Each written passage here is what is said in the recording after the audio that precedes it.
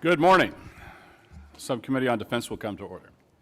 Today, the Subcommittee will convene for an open oversight hearing to receive testimony regarding the Department of Defense from the Honorable Pete Hegseth, Secretary of Defense, General Dan Kane, Chairman of the Joint Chiefs of Staff.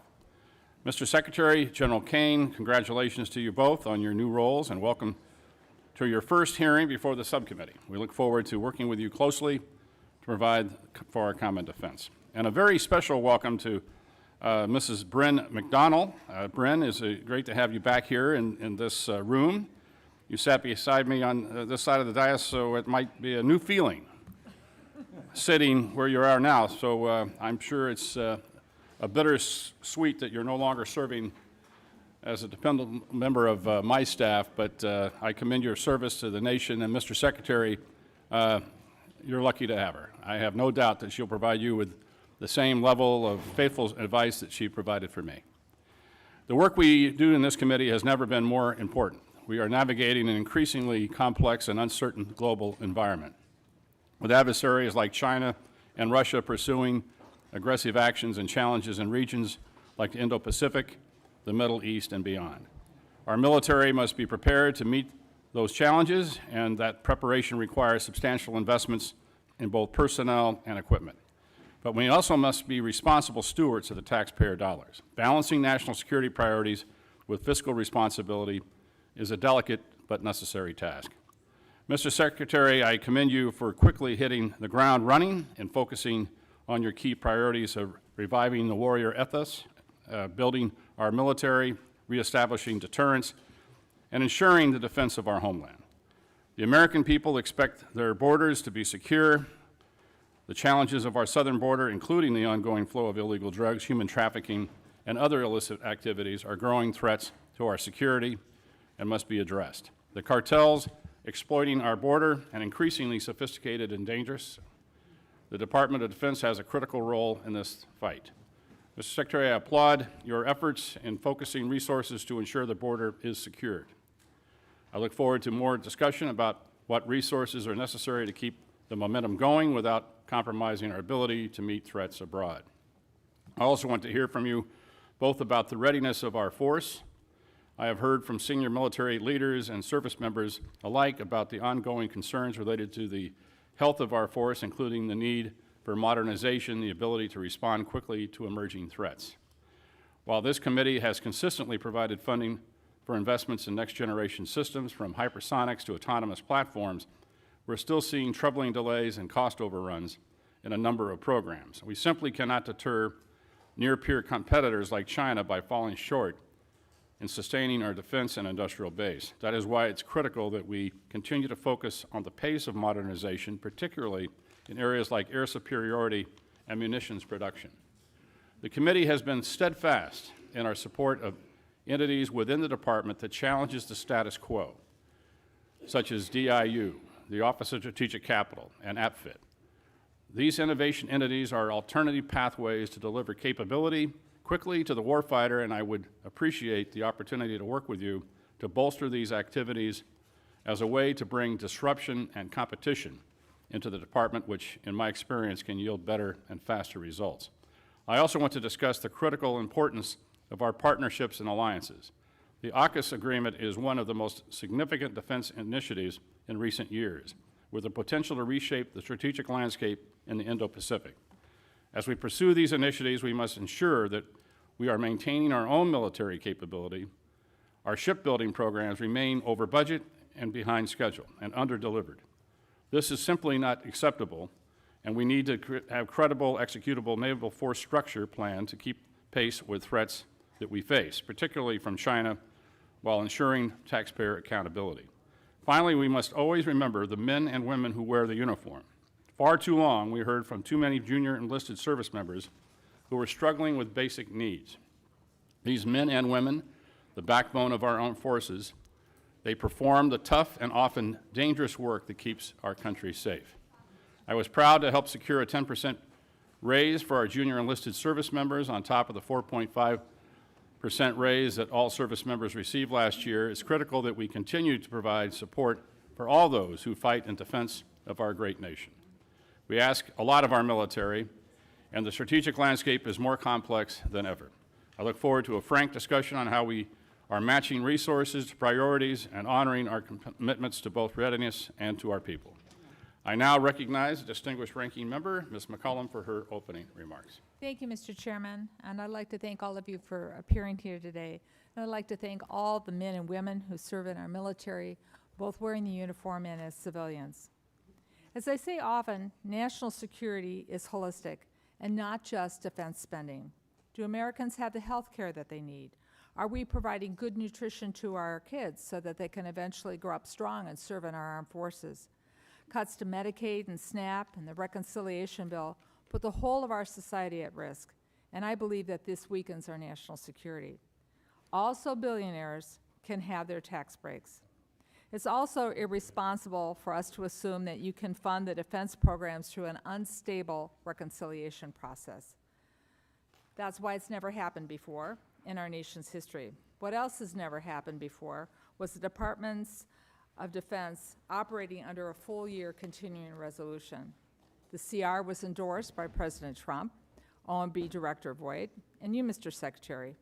After enactment of the CR, the department had 45 days to submit a spend plan to Congress. In many cases, it ignored congressional intent. OMB has an obligation to get money to the services so that contracts can be executed in a timely fashion. But every defense company, from the smallest startup to the largest prime, has told me it is going too slow. Time and taxpayers' dollars are being wasted. Our national security is being put at risk because of the lag time. CRs are simply wasteful. But the point of this hearing is the President's fiscal 2026 budget request, and we don't have it. It was due in February. Today is June 10th. 4 months from now is the end of the fiscal year, and all we have is a very rough draft. The DoD has failed to submit a complete request. So today we are forced to mark up at a rushed and, for me, an incomplete Defense Appropriations Act. I don't blame Chairman Cole or Chairman Calvert. The fault is squarely on the administration. But just like the CR, this has national security ramifications. We do not have the critical information, the granular details on the DoD programs that we need to make in order to be effective and efficient with our decisions. The President proposes, Congress disposes, and that's how our government works. How can I work with this administration in good faith when we don't have a full blueprint of the President's priorities? For example, Golden Dome at this point is merely a concept. It's not a plan. None of us have been briefed yet on how you intend to spend $175 billion or deliver this program in 3 short years. We do not know if priorities like Golden Dome, if they do not survive the reconciliation process, what will the department do? You can't come back to this committee and ask us to fill those gaps. Defense spending should never have been included in reconciliation. Mr. Secretary, it's still incumbent upon you to provide us with the real budget request. That's the only way to finish a full-year bill that will address DoD's complex issues, like delays to the Virginia and Columbia-class submarine programs, the skyrocketing cost of the Sentinel program, ensuring our F-35 fighters are operational, and taking care of the quality of life issues for our service members and their families that they deserve. We also must understand the administration's approach to geopolitical concerns, like Russia's illegal invasion of Ukraine, or plans to address the military capabilities of the People's Republic of China, or adequately support our future military posture in the Arctic as the polar ice cap continues to melt. We don't know the answers because the administration has not submitted a budget. Mr. Secretary, let me close with this. There's no secret that we have some serious disagreements. The President's decision to call the National Guard troops to Los Angeles was premature, and the decision to deploy active duty Marines as well is downright escalatory. Active duty military has absolutely no role in domestic law enforcement, and they are not trained for those missions. I ask you, Mr. Secretary, and I ask the President, follow the law. I was also appalled by your decision to fire Chairman Brown, Admiral Franchetti, and other military leaders who served our nation with distinction. you fire them without giving a single reason why. Many Americans, myself included, have witnessed what is a deliberate effort to silence and diminish the achievements of minorities and women in the military. Their dedication, their heroism, their sacrifice on behalf of our nation deserve recognition, not erasure. As a former history teacher, I know and acknowledge uncomfortable truths about our own history. It is the only way, when we recognize them, that we move forward together. Since World War II, the department has made great strides in building a military that is more reflective of the population of this nation. That should be celebrated. It should not be reversed. That's how we build a more perfect union. We build it together. But Mr. Secretary, today I have a job to do. We must provide the resources necessary to make sure our men and women in uniform can accomplish their missions and come home safely. And on that, Mr. Secretary, I'm sure you and I both agree. To do that, we need a budget from you as soon as possible, a complete budget. I look forward to your testimony. Mr. Chairman, I thank you for the courtesy, and I yield back. Thank you, and before we hear from witness, I'd like to recognize the distinguished chairman of the full committee, my good friend, Chairman Tom Cole, for any statement. Thank you very much, Chairman Calvert, Ranking Member McCullum, and always good to be here with my good friend and negotiating partner, the Ranking Member of the full committee, Ms. Delora. Welcome, Secretary Heathcote and General Crane, and we thank you for your service to our great nation. As today marks your first appearance before the subcommittee, I want to reaffirm my commitment to work with you and work to ensure that we have a strong defense. We convene at a time of significant global uncertainty. The threats facing America are diverse and evolving and demand a strong, agile, and effectively funded Department of Defense. As Chairman of the House Appropriations Committee, my primary responsibility is to ensure that taxpayer dollars are allocated wisely and effectively to safeguard our security. First, I want to address the readiness of our armed forces. We must ensure that our troops are fully equipped, trained, and prepared to meet any challenge. I'm particularly interested in the current state of our defense industrial base and the steps being taken to address any identified shortfalls in being able to meet production demands.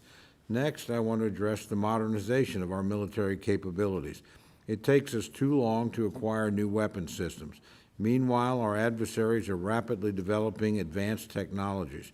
We must not surrender our technological edge or allow our forces to be under-equipped and outgunned. I'd like to hear about your plans for Golden Dome, hypersonics, and other programs that are evolving with the constantly changing nature of war. It's imperative that we invest in technologies that will define the future fight. At the same time, we must remain realistic about development timelines and avoid overcommitting to a single approach at the expense of adaptability. It's important that this subcommittee understands how trade-offs and risks were approached in this budget. I've been concerned about capability gaps during transitions from one platform to the next, and while space is the next frontier, I'm hearing more and more that space offers an answer to every problem. While I'm optimistic about space-based capabilities, I certainly think platforms like the E-7 offer tremendous capabilities until, and frankly beyond, when space is fully online. We need diversified capability and support for programs across domains to ensure continued military dominance.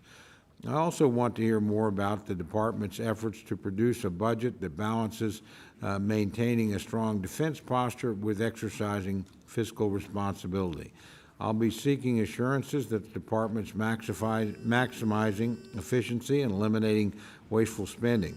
And Mr. Secretary, I look forward to hearing more about what you've done with the efforts undertaken so far.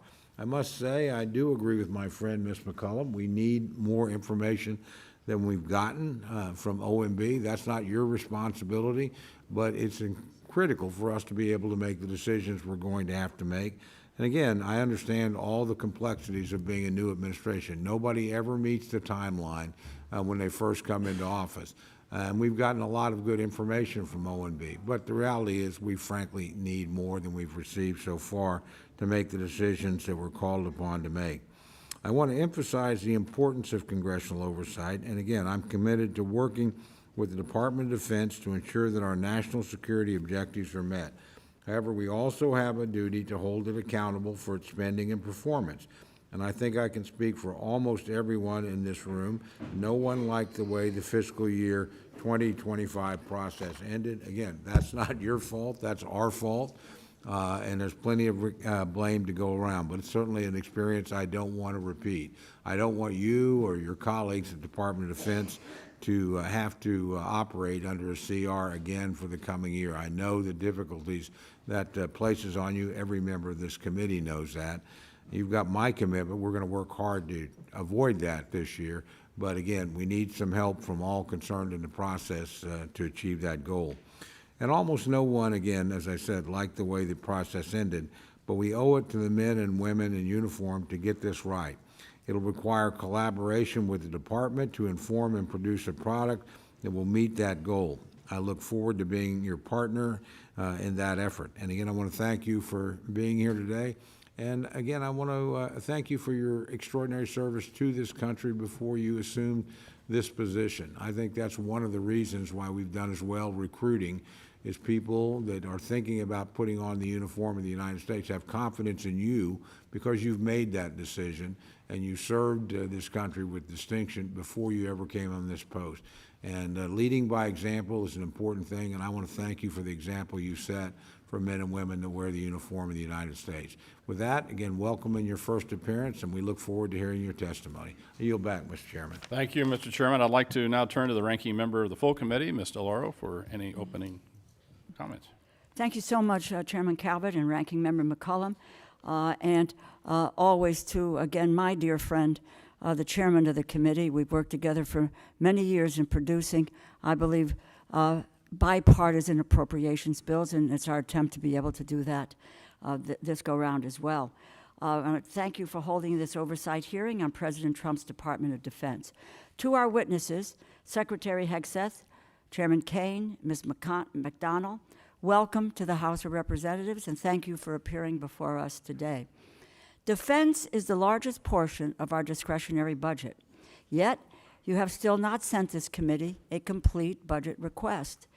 We are in mid-June, Mr. Secretary. We are marking up a defense funding bill in a few hours, and yet we have no idea what your department actually needs. We have no details as to how you want to implement your plans. We should be discussing how you plan to get our submarine programs in order, how the Black Hawk platform will be utilized into the future, and how you plan to improve our service members and their families' quality of life. It is unacceptable for us to move forward with a defense funding bill without this information, and it is regrettable that the administration has put us in this position. If we cannot complete this process on time, we risk yet another continuing resolution, which is wasteful, inefficient, and detrimental to our military readiness. Already, your methods for funding our nation's defense programs are as unwise as they are unprecedented. You backed the first full-year continuing resolution for the Department of Defense.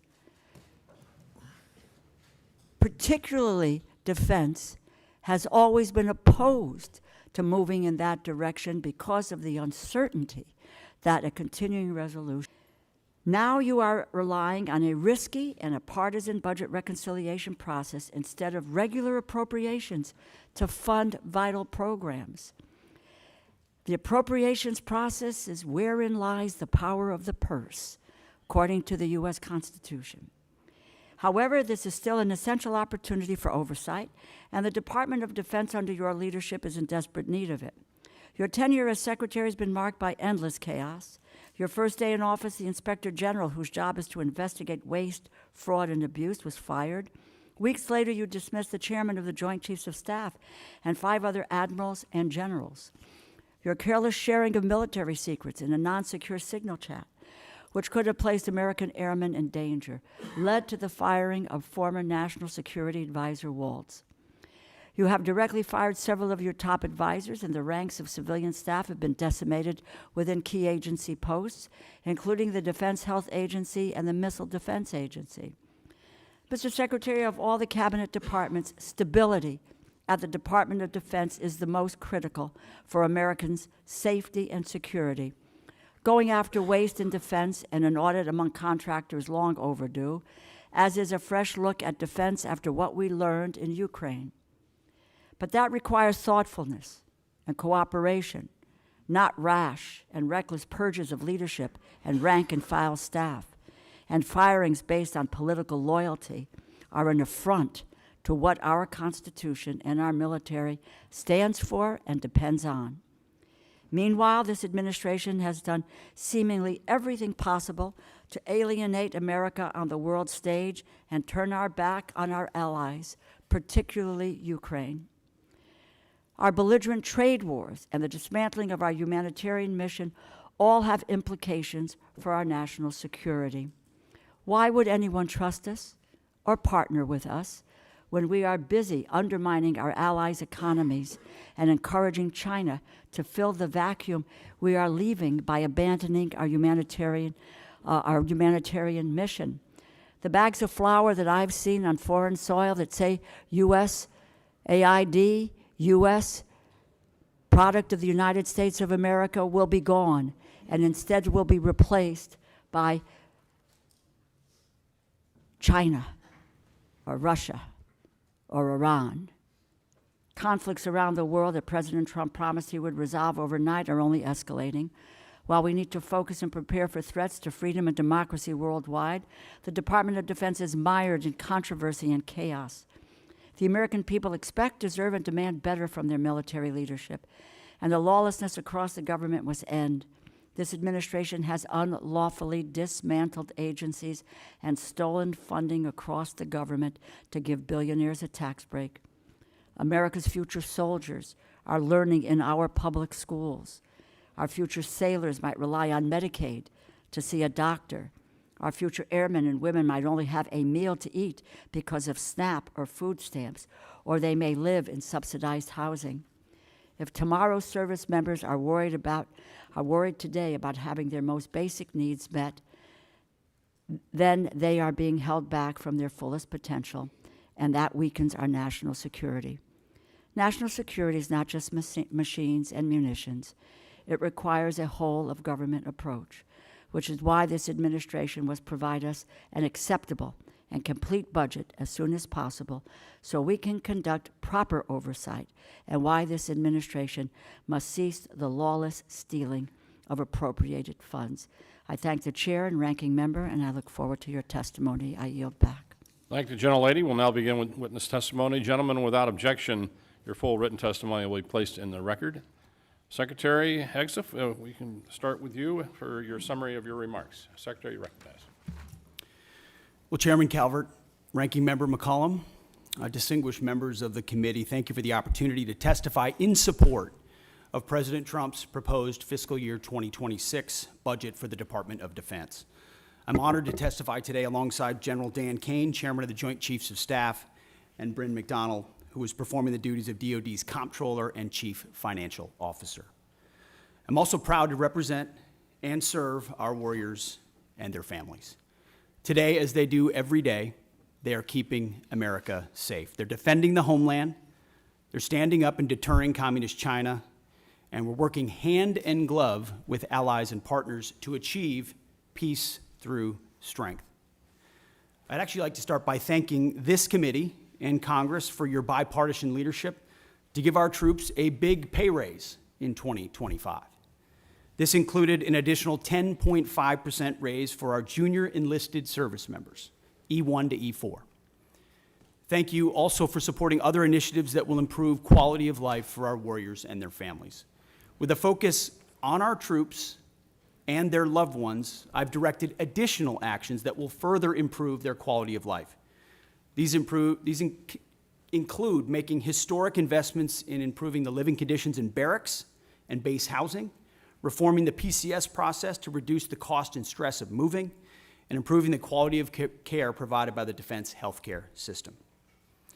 Now, the best part of my job is meeting and interacting with troops and their families. I hear their concerns. I know how it feels to face those challenges. I've been there recently. Each of these initiatives responds to feedback that I've received from the force, and I'll keep listening and looking for ways to improve their quality of life.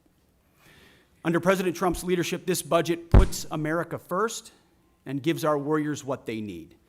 The $961.6 billion budget request, over $1 trillion for national security, will end 4 years of chronic underinvestment in our military. In the last 4 months, we've moved quickly to reverse course after 4 years of weakness and mismanagement. We've found nearly $30 billion in savings across the department, and we have reinvested those savings. We've killed wasteful programs, targeted bureaucratic excess, and redirected funding from Biden-era priorities to President Trump's priorities. We are re-optimizing the civilian workforce and repositioning resources to better support our warfighters. We're working with the Department of Homeland Security to increase border security. We've reduced China's malign influence in our hemisphere. We've defended freedom of navigation in the Red Sea. However, we still have a lot of work ahead of us to achieve peace through strength. To carry out the President's mission, we have 3 core priorities, as was mentioned: restore the warrior ethos, rebuild our military, and reestablish deterrence. First, we're restoring the warrior ethos. President Trump has charged me with focusing on warfighting, lethality, meritocracy, standards, and readiness. That's exactly what we're doing. We're focused on what's important: warfighting and warriors. We're sweeping away distractions and bloated bureaucracy. We've set standards that are high, equal, and unwavering. DEI is dead. We replaced it with a colorblind, gender-neutral, merit-based approach. Our force is responding positively, incredibly, to these changes. And thanks to President Trump, recruiting and retention is higher than it's been in decades at historic numbers. This budget provides a historic level of funding for military readiness, putting our warfighters and their needs first. Second, we're rebuilding our military. 25 years ago, our military was unchallenged, yet we squandered that advantage as China carried out an unprecedented military buildup. President Trump is correcting those mistakes. We're reviving the defense industrial base, reforming our acquisitions process, rapidly fielding emerging technologies to put the best weapons in the hands of our warfighters. This includes investment of $25 billion in the Golden Dome for America, a down payment on President Trump's priority to defend our homeland. It also commits more than $62 billion to modernize and sustain our nuclear forces. The budget allocates $3.5 billion for the F-47, the world's first 6th-generation air superiority fighter. This budget will revitalize our shipbuilding industrial base with $6 billion in funding in FY26, $47 billion in shipbuilding total. The budget increases significantly funding for autonomous systems, long-range fires, drones, and hypersonics. We will put these capabilities in the hands of our warfighters. Third, we're reestablishing deterrence. When our opponent sees our well-equipped, tough-as-nails warriors, they will decide that today is not the day to test American resolve. Credible deterrence starts at home, and it starts with securing our borders. We will achieve 100% operational control of the southern border, with crossings already dropped 99.9%. It also starts in our neighborhood in the Western Hemisphere. As you know, as we've said, the Indo-Pacific is our priority theater, and China our pacing threat. That's why I've traveled twice to the Indo-Pacific region to meet with our allies and partners, and they have responded. As we shift in that direction, President Trump looks to those allies and partners to step up, to share in the burden of their own defense. He also sees them, as I do, as force multipliers alongside the United States, and we are making progress in that. As the President has rightly pointed out, it's only fair that our allies and partners do their part. We can't want their security more than they do. So the Department of Defense is executing a common sense agenda to achieve peace through strength. The threats we face are serious, and so must our investments be. So what this budget does, it matches capabilities to threats. We must overcome decades of neglect and decline. We must fortify our position as the world's most lethal fighting force, and we must act fast. This committee is our critical partner in everything we do, and your leadership and oversight is essential.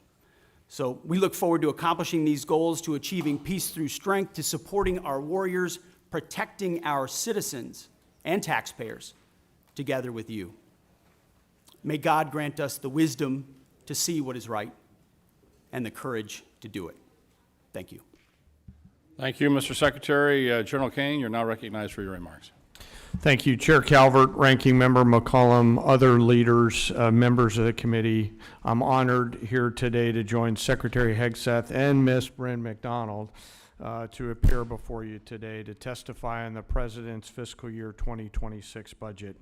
Today's hearing reflects our shared commitment to maximize efficiency, accountability, and lethality to our taxpayers' investments, ensuring that every expenditure increases the survivability of our joint force, providing our warfighters with the advanced capabilities and capacity and cutting-edge technologies required to dominate our adversaries. I have deep gratitude for everyone in this room and your commitment and cooperation to help us deliver the capability and capacity for our 2.8 million members of our joint force, the civilians that serve alongside us, and of course their families, all required to work together to deliver, as the Secretary said, peace through strength. It is my responsibility as chairman to understand the global set of conditions, advise the Secretary, and integrate our joint forces to confront and manage risks worldwide. This demands a comprehensive understanding of all domains: space, cyber, air, sea, undersea, all military services, each region, and at times our allies, partners, of course, as we consider carefully what they bring to the table, and to inform the decisions that you'll make to give us the finite taxpayer dollars required to ensure the greatest strategic impact with that investment. The President's budget enables the joint force to defend our great nation against adversaries seeking to do us harm. We are relentless in our pursuit of innovation and technology that allows us to deter our adversaries at every opportunity, while ensuring we're positioned to win on the battlefields of the future when called upon. This budget empowers the joint force to get after Secretary Hegseth's 3 pillars, as he mentioned: restoring warrior ethos, rebuilding our military, and reestablishing deterrence, and ensures, from my perspective, the joint force is properly armed, globally integrated, and ready. The President's budget invests in our warfighters. To win on the battlefields of future, as I said, our forces must be properly armed with the right capabilities: lethal, modern, reliable, survivable, and at scale. Victory requires people and platforms that will overmatch the enemy day after day.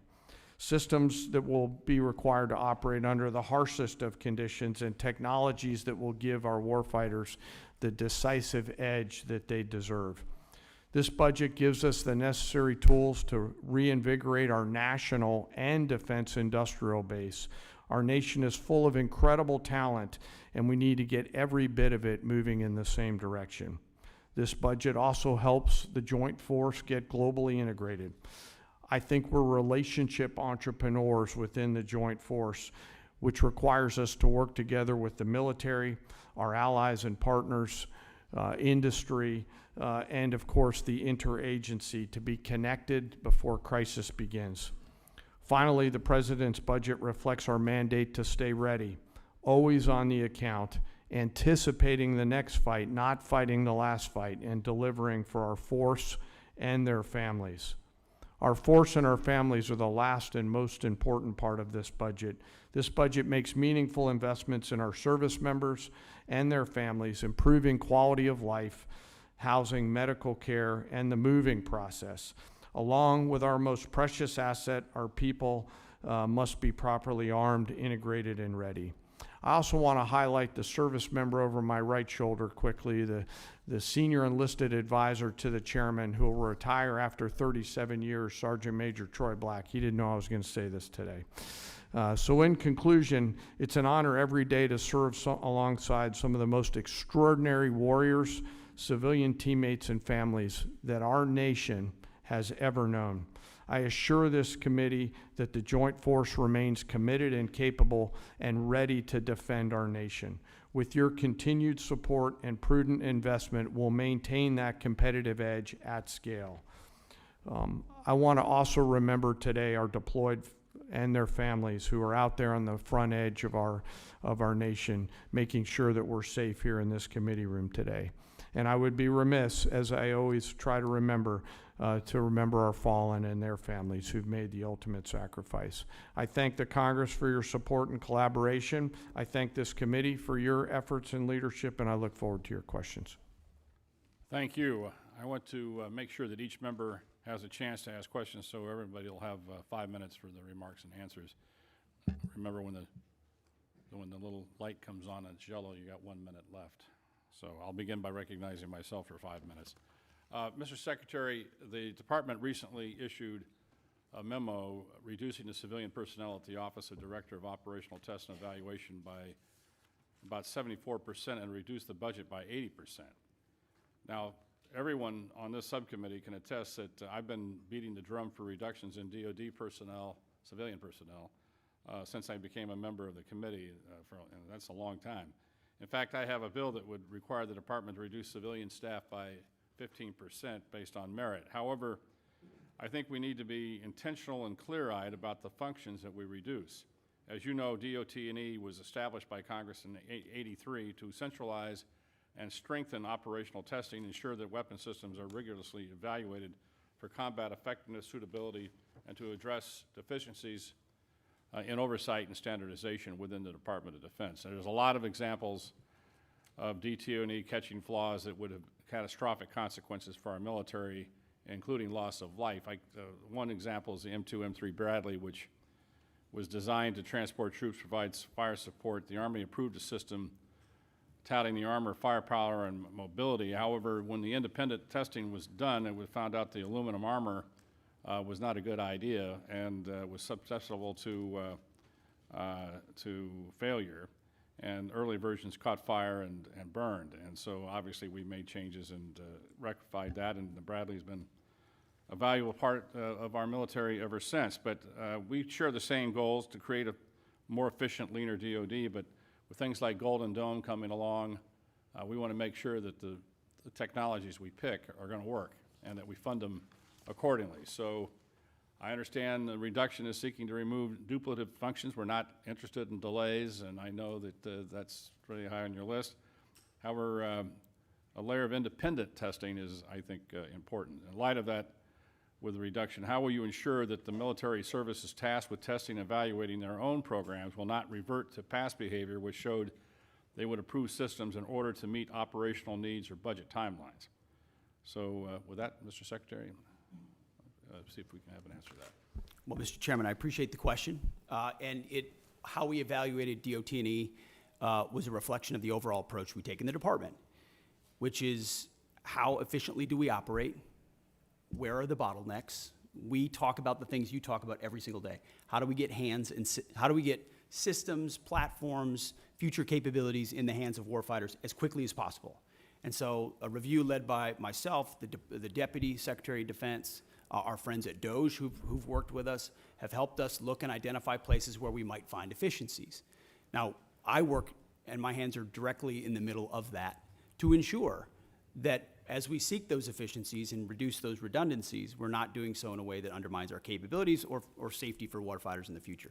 DOT&E, after we got rid of a lot of the really low-hanging fruit of tens of billions of contracts and things that we've reduced, that were duplicative, that were completely wasteful, that were creating PowerPoint presentations that no one was looking at, you start to look at things like DOT&E, testing and evaluation, which in a headline sounds quite significant, and it can be in many ways. But when you ask the services, you ask the joint staff, you talk to the comptroller and CAPE, and you go across the other undersecretaries, there's a universal recognition that DOT&E's mission has bloated and expanded well beyond the scope of what it was supposed to be. And as a result, was expanding by months, and sometimes even more than that, the amount of time it was taking for systems to actually make it in the hands of warfighters. So you still have services in other places doing that testing and evaluation. This remains in place at a right size. So we see it as a right sizing of DOT&E. So it still provides that oversight and ensures across the joint force we're recognizing the challenges, but it doesn't add unnecessary time. So we recognize why it was created. We want it to do its job, but not more than its job. And that's what we believe it's doing by reforming it. Well, thank you for that answer. Obviously, as we expect new systems, new technologies to come online quickly, we want to make sure this committee that we're funding it properly and to make sure that you can handle the volume in which that you're anticipating, especially with a new technology like Golden Dome, which, you know, we still, as the ranking member pointed out, we still haven't seen a clear definition of what it is and what it's a strategic theater system, lower 48, Hawaii, Alaska, the rest of it, and how these layered systems are going to be put out there to defend the country and to make sure that we're not spending a lot of money unnecessarily. So testing and evaluation is going to be an important part of that. With that, I recognize Ms. McCullum. Thank you, Mr. Chair. Mr. Secretary, I plan to ask you some budget questions about the following: the cost of the Qatar plane, where the money from the Army's parade is coming from, or the National Guard deployments to the border, where that funding is coming from. I honor and celebrate the United States Army, but I'd like to know how much this parade is going to cost. I have sent the department letters on several occasions on this, and I'm still waiting for a response. But then something else happened this weekend, and it needs to be addressed. And that is the President's premature and escalatory decision to deploy not only the National Guard troops to Los Angeles, but active duty Marines as well. Mr. Secretary, we're both from Minnesota. I was in the Twin Cities during the riots that followed the murder of George Floyd. Tens of thousands of protesters took to the streets for days. Governor Walz made the decision to call up the Minnesota National Guard. At no point did we need the citizens of Minnesota request that the Marines be deployed. Our state and local law enforcement, along with our National Guard, who have worked on crowd control, they were more than enough. They were more than capable of handling this situation. History has proven that law enforcement and the National Guard are more than capable of handling situations more volatile than what happened this weekend. We all see the continuous loops on TV, but this looks nothing like the George Floyd protests or the Rodney King riots in Los Angeles in 1992. Mr. Secretary, this is a deeply unfair position to put our Marines in. Their service should be honored. It should not be exploited. The President has issued an executive order and talked about deploying troops across the country.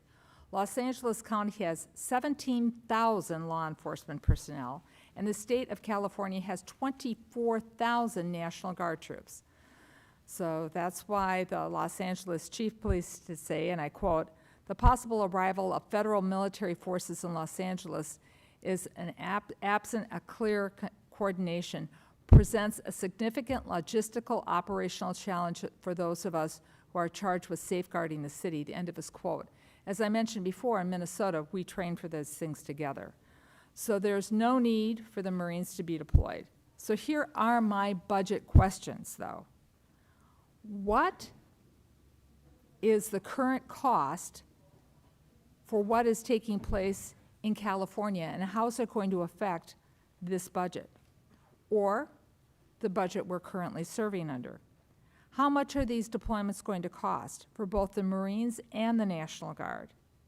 And what training or duties are not taking place because of these deployments? Where in your limited budget, sir, are you going to find, in the remainder of this fiscal year, are you going to pull the money to cover these deployments? What holes are being created? Well, Congresswoman, thank you for the question. You are right. We are both originally from Minnesota, which is why I recall 2020 quite well, when Governor Walz abandoned a police precinct and allowed it to be burned to the ground, and also allowed 5 days of chaos to occur inside the streets of Minneapolis. The police precinct, ma'am, was abandoned and burned to the ground. And because of that, the National Guard was eventually far too late mobilized. And President Trump recognizes a situation like that, improperly handled by a governor, like it was by Governor Walz, if it gets out of control, is a bad situation for the citizens of any location. So in Los Angeles, we believe that ICE, which is a federal law enforcement agency, has the right to safely conduct operations in any state and any jurisdiction in the country, especially after 21 million illegals have crossed our border under the previous administration. ICE ought to be able to do its job, whether it's Minneapolis or Chairman, Los I have Angeles. limited time. I asked a budget And they are question. being- Could the secretary please address the budget? Thank you. You asked about the situation in Los Angeles, and we believe asked about ICE the budget. agents should be I allowed to be asked about the safe in budget, doing sir. their operations, and we have deployed National Guard and the Marines to protect them in the execution of their duties, because we ought to be able to enforce immigration law in this country, unlike what Governor Walz did in 2020. There are 17,000 LAPD, you mentioned that. There would be 18,000 if not for the defund movement that folks like Gavin Newsom and Karen Bass have Chairman, implemented. If The police if- chief if, said Mr. she was Chairman, if overwhelmed, the secretary's not so we going to helped. ask the budgetary questions, I will yield back my time if the secretary refuses to answer the budgetary questions I put before him. They're important. What training missions aren't happening? Where are you pulling the money from? And how are you planning this in the moving forward? These are budget questions that affect this committee and the decisions we're going to be making in a couple of hours. If you're not going to answer them, please let the chairman know, and I will take back my time and I will yield it back to the Mr. chairman. Secretary, I want to just let us know what accounts you're pulling the money to fund. Thankfully, unlike the previous administration, we've got a 13% increase in our defense budget, and we will have the capability to cover down on contingencies, Mr. which is something the Chairman, National Guard and the Marine at plan that for. time. So we have the funding to cover down on contingencies, especially ones as important as maintaining law and order in a major American city. As far as training, all of the units on the ground have been fully trained in their capabilities of what they're executing on the ground. Chairman asked for budgetary. If he needs to get back to the committee with the numbers, I'd appreciate it, both current and present. Happy to Thank submit you. them for the record. Gentlemen will receive an answer to the question for the record. Gentleman from Oklahoma, Mr. Cole. Thank you very much, Mr. Chairman. Mr. Secretary, again, welcome. As I mentioned in my opening comments, I'm very concerned about retiring legacy systems. They need to be retired, no problem there, but doing it too fast and not having replacements coming online. I've got a particular concern where E3s, as my colleagues know, AWACS, there's 31 of them in the fleet, or there were. 15 have been retired since 23. They fly out of Tinker Air Force Base for the most part, which is in my district, hence my parochial, but I think legitimate interest here. Very interested in seeing, and this committee's done some important work in positioning us to acquire and field E7s. It's not a new technology. Our friends in Australia use it. Our friends in the United Kingdom use it. It's much superior to what we have. And so, again, this is one of the areas where we're concerned where we don't have the budget information from OMB we'd like. So I'm curious about what your thoughts are on the platform and replacing them. Do you have any idea about the speed and costs that you're planning to move in that particular area going forward? Well, I appreciate the question, Mr. Chairman. And priorities and decisions are what we're in the business of on the budget side, on the capability side.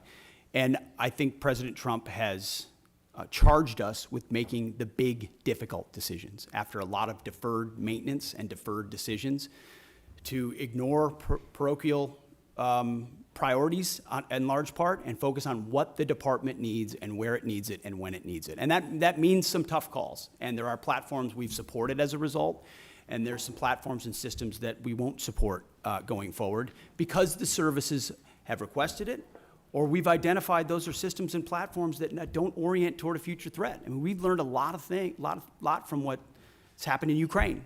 We've learned a lot from what China is attempting to do and the systems they're building.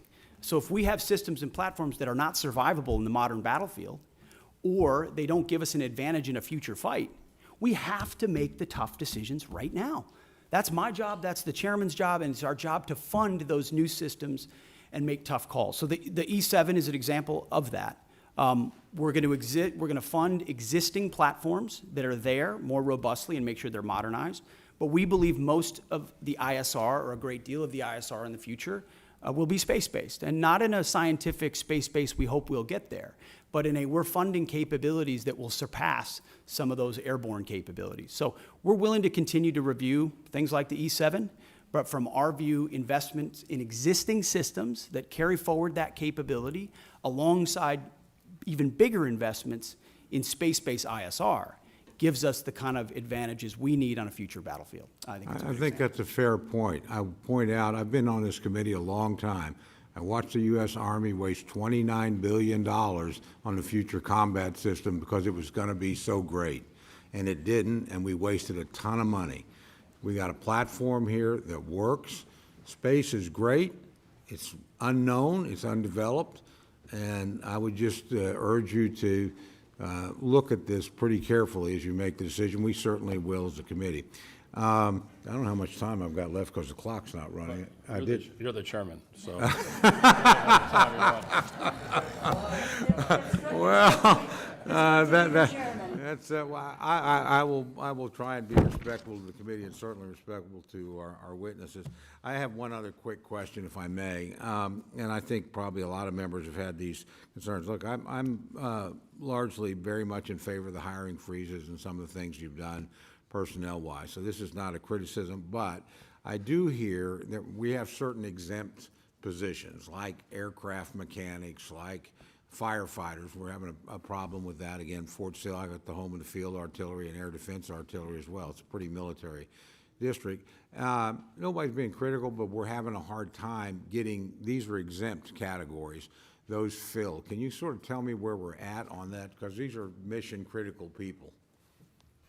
It's a great question, sir. It's something we're paying very close attention to. In fact, we meet on it multiple times a week. It includes shipbuilding capabilities, childcare centers. There are a lot of positions that affect our industrial base, our capabilities, or our families that we are working diligently to ensure we're getting those exceptions as quickly as possible, those waivers. But we're also trying to do right by right-sizing the civilian force, which has gotten too bloated too fast and has mostly been right-sized through voluntary separations through DRP. So I acknowledge that, and we can get you a full list of the exemptions as well to make sure you understand where we're making trade-offs. I'd appreciate that very much, Mr. Secretary. Thank you. Thank you, Mr. Chairman. Yield back. Thanks for your courtesy. Thanks. Gentlemen, Mr. Lauro. Thank you very much, Mr. Chairman. I'd like to focus, Mr. Secretary, my question on submarines and our national security, our military shipbuilding, and as I said specifically, submarines, critical investment for national security and for the economy of my home state of Connecticut. This is a yes or no question, Mr. Secretary. Do you agree that continued investment in the Department of Defense in submarine production is in fact critical to the United States national security and military readiness? Very critical. Okay, so yes, thank you, and we agree. They'll continue to be a critical asset to deter adversaries, sustain the advantage we have in undersea domain, and the Defense Department should continue to support these programs. What is the status of the department's investments in submarine programs? 14% increase in FY26 on the Columbia, and a substantial increase in the Virginia as well. So we're ensuring a submarine industrial base that has been left behind, that has been neglected, is fully invested we to make have sure funded we're the speeding submarine up on base funding here. the submarines. More than half, and you can go back to last December, but I want to move on. Do you know where our submarine production currently stands, and whether current production is sufficient to bridge the gap between current fleet size and projected need? There is a gap, but we believe we are closing it, ma'am. Yes. And if you can get to us the information about how, in fact, that you can close that gap, because we do not have any information or data that can substantiate what you're saying. Your department's initial budget proposal includes incremental funding for the Columbia-class submarine. Is that going to raise alarm bells across the defense industrial base by signaling a lack of commitment to the program? No, we could not, ma'am, we could not be more committed to Columbia. The centrality in the triad, ensuring it delivers on time, it's central to the deterrent and the base of the United States. So Do we you are know very how much committed of a to that. financial hole this will create for the defense industrial base? Will there be a financial hole for the defense industrial base in 2026? Certainly not based on our projections. There is not a hole. We're investing in Columbia robustly. Okay, without numbers, it's my understanding the department is planning to move $3.1 billion for the Columbia class from 2026 and spread it over 2027 and 2028. This creates a serious problem for industry in the short term and hampers shipbuilders' ability to reach an adequate production rate. Have you been in contact with Electric Boat or with Huntington Ingalls about your plans? Almost every day, our Deputy Secretary of Defense, alongside our Secretary of the Navy, are actively engaged with all of our shipbuilders and shipyards to make sure their needs not only are being met, but their shortfalls are being addressed so that we can close that gap in real time, which has existed. So for that quite you some can really lay out for us the information and which we would like to get, what this committee needs to take a look at, because I know you believe that submarines are important, as I do, but getting the specific information about where we stand, what the production rate is, what gaps there may be. We're willing to listen to all of that because, in fact, in contrast to what your earlier statement was, we have, in fact, supported mightily the submarine industrial base from this committee. That has not been neglected. Do you have a plan for making the investments necessary to ramp up submarine production to the necessary elections? I would just tell you, as part of the December continuing resolution, Congress included $5.7 billion for the department to put on contract for 2 additional Block 4 and 1 Block 5 Virginia-class submarines. The Navy advised members that these funds were required to be placed on contract by February of 2025, yet the department did not put funding for the 2 additional Block 4 boats on contract until April 30th. So do we have a plan, do you have a plan for making the necessary investments to ramp up submarine production to the necessary levels? And what is that plan? Ma'am, first of all, I want to thank this committee for the flexibility alongside FY25 and the continued resolution. Well, I would hope you would thank this committee for the a lot of funding flexibility that it provided had on the made. submarine We industrial have made a base, and we serious appreciate that. investment. So your first statement is inaccurate.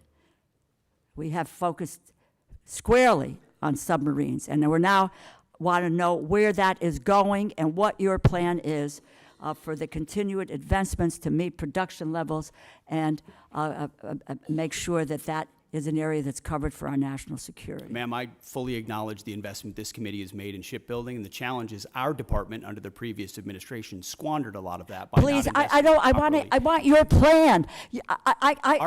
I've had difficulties with the prior administration, and I don't mind calling them out. What is your plan for the future? Can we get that in writing and on paper so that we know where you're going? Because we don't have anything today. We have zip, nada, and knowing where you're going. You could talk percentages, you can talk about whatever you want, but unless this committee sees dollars and cents and where you're going and what your plan is, then we may reconsider what you need to do to go forward.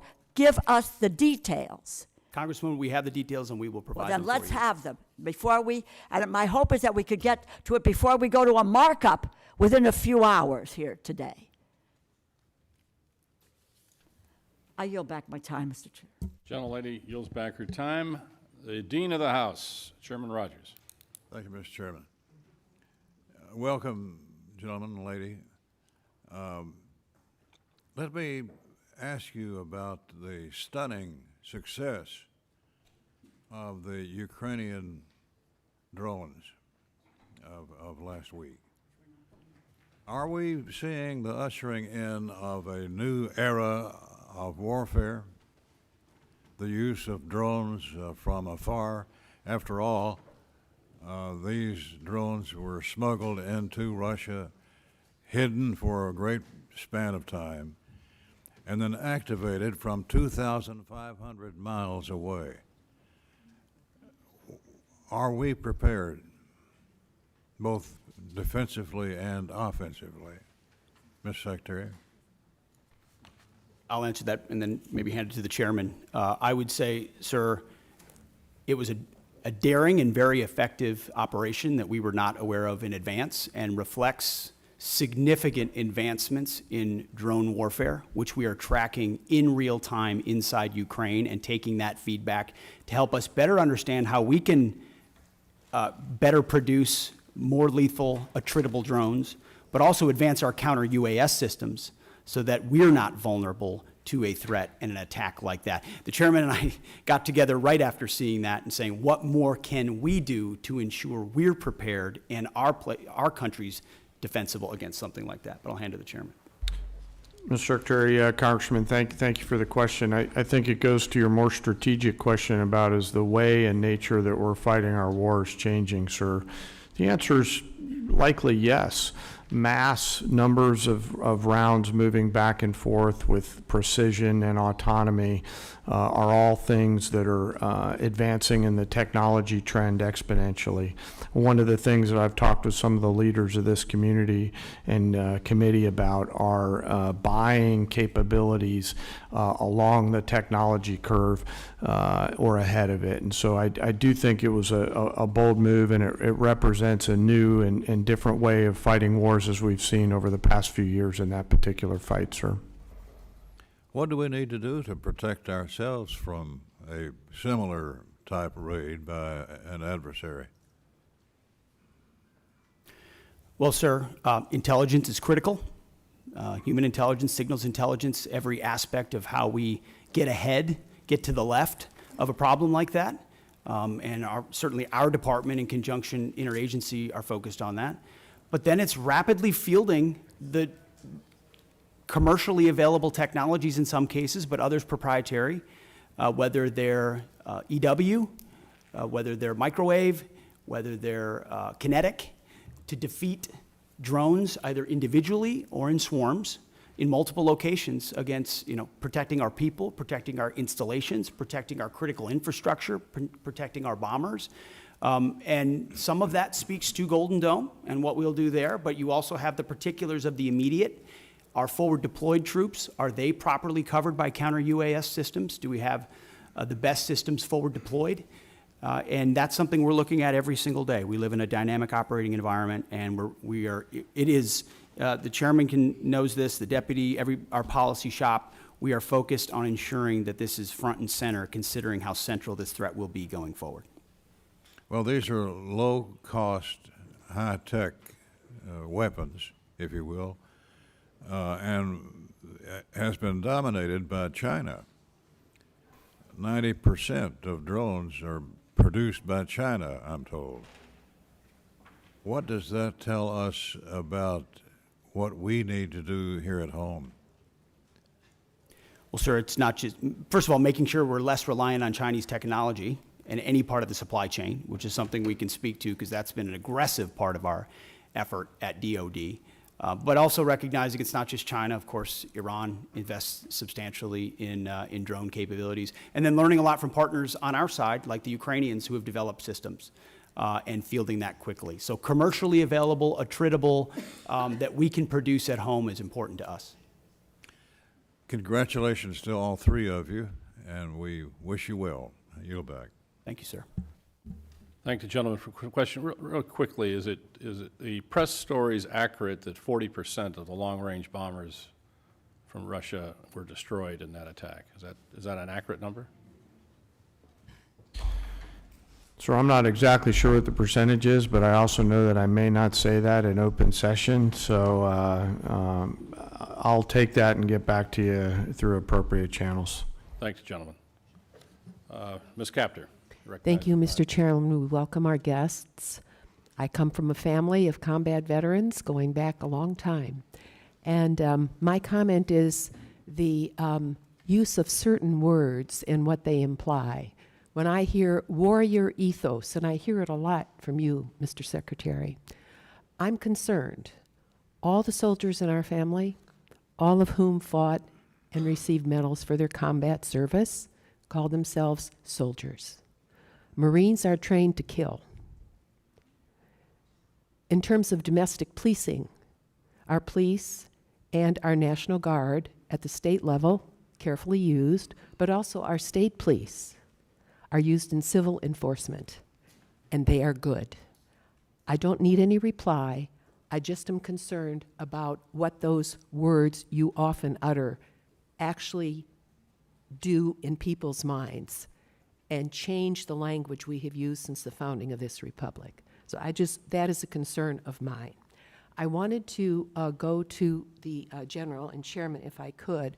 We've heard a lot this morning about defense industrial base. And this is something I ran for office on a long time ago.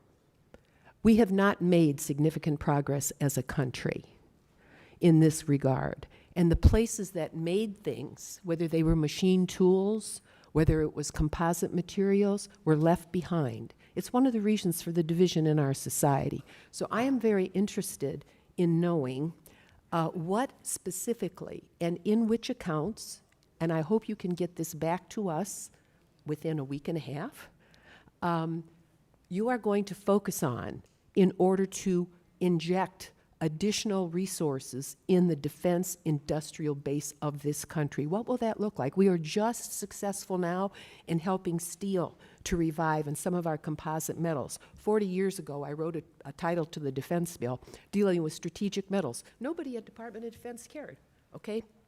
So I'm interested in which accounts, if you could kindly get back to me on that, and when you say defense industrial base, budget-wise, in which accounts, what does that mean? All right, I don't expect you to answer it now.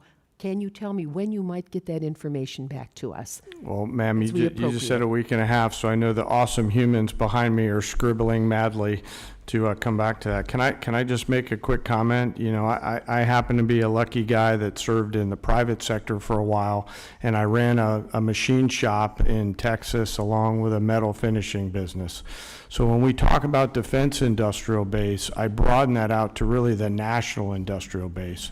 There are certain components that are made in the defense side, but as you articulate, ma'am, many others are made in the small machine shops out around this entire nation. When I talk about mobilizing our nation, I think of that national, not just defense industrial base.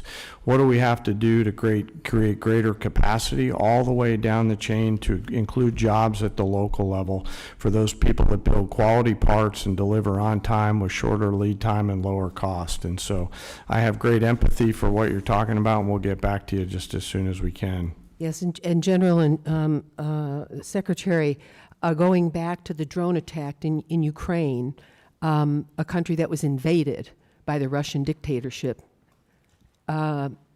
starting in 2014. They've been at war for a decade, more than a decade. What they've done with drones is astounding. It's going to change warfare. One of my questions is, what are you doing to establish relations with Ukraine and not turn your back on them as an administration and help them win, help liberty win? This has implications way beyond the boundaries of Ukraine. Russia's got 11 time zones. I mean, this is the most important test of liberty for our NATO alliance in my lifetime, and we better help win.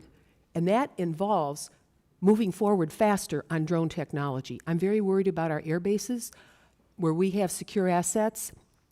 Mr. Secretary, can we defend them today if they were to have a similar attack?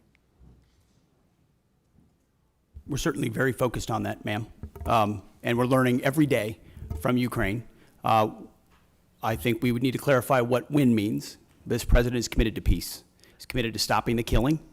And he was not in office when it started in 2014. There were no additional incursions in his first term. And then under the previous administration, Vladimir Putin sought to take Ukraine. We're committed. This administration's committed to peace, to stopping the killing, and we think that serves Did you just American leave interests. Ukraine, Mr. Secretary? Did you just leave Ukraine?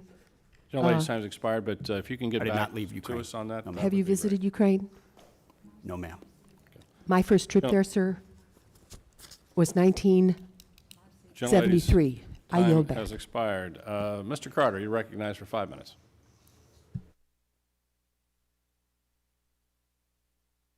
For your service to our country. We're very proud of you. I'm fully supportive of the Army's outgoing modernization efforts and the recent Army Transformation Initiative that combined the Army's Future Command with TRADOC to become the Transformational and Training Command. How are you both going to create a partnership between the Assistant Secretary of the Army for Acquisition, Logistics, and Technology, and this new command to ensure the acquisition authorities are modernized and synchronized to achieve the maximum lethality and deterrence. I'll take that. Maybe I'll hand it to you, Mr. Chairman, as well. We are very encouraged and supportive of the Army's transformation initiative. General George has been critical to that, as has the Secretary of the Army, Dan Driscoll. And together, it's been a heck of a partnership and a willingness to get at the core issues facing today's Army and ensuring it is reformed and modernized to meet the threats of the future. One of those aspects is merging those commands.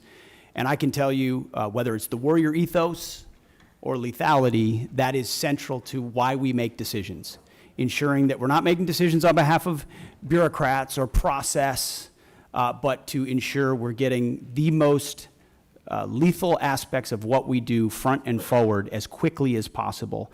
And that involves things like Futures Command and TRADOC. And when you merge those things, you have to make sure you're getting rid of things that are redundant and pushing forward things that matter the most. But I'll defer to the chairman.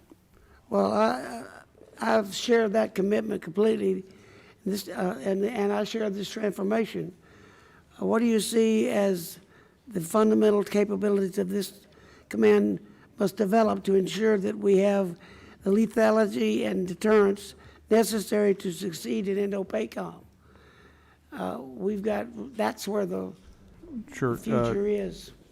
Sir, I'll first echo the Secretary's respect and appreciation for Secretary Driscoll and General George. They are a team, and that's always great to see from a warfighter's perspective when you have such a nested combat pair, if you will, that are driving at the same set of objectives. I think there's clarity, Congressman, in the minds of both the Secretary and the Chief on the need for things like long-range fires in the Pacific.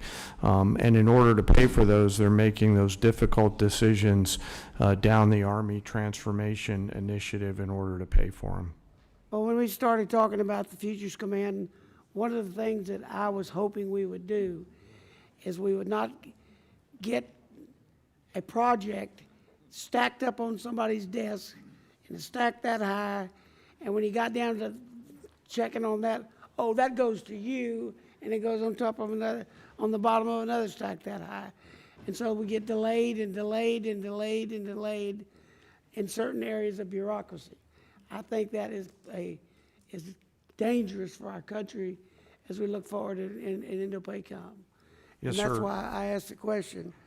Another issue that's very important, the department has historically relied on outdated production techniques of interjectic manufacturing, which may have remained unchanged since the Second World War.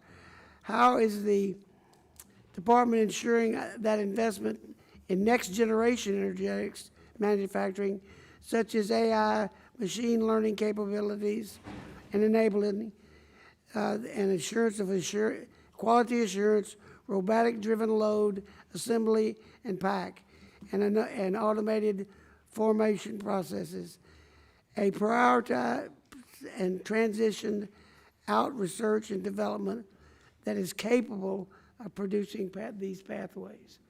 In other words, a modern way to load and turn out ammunition in the simplest terms.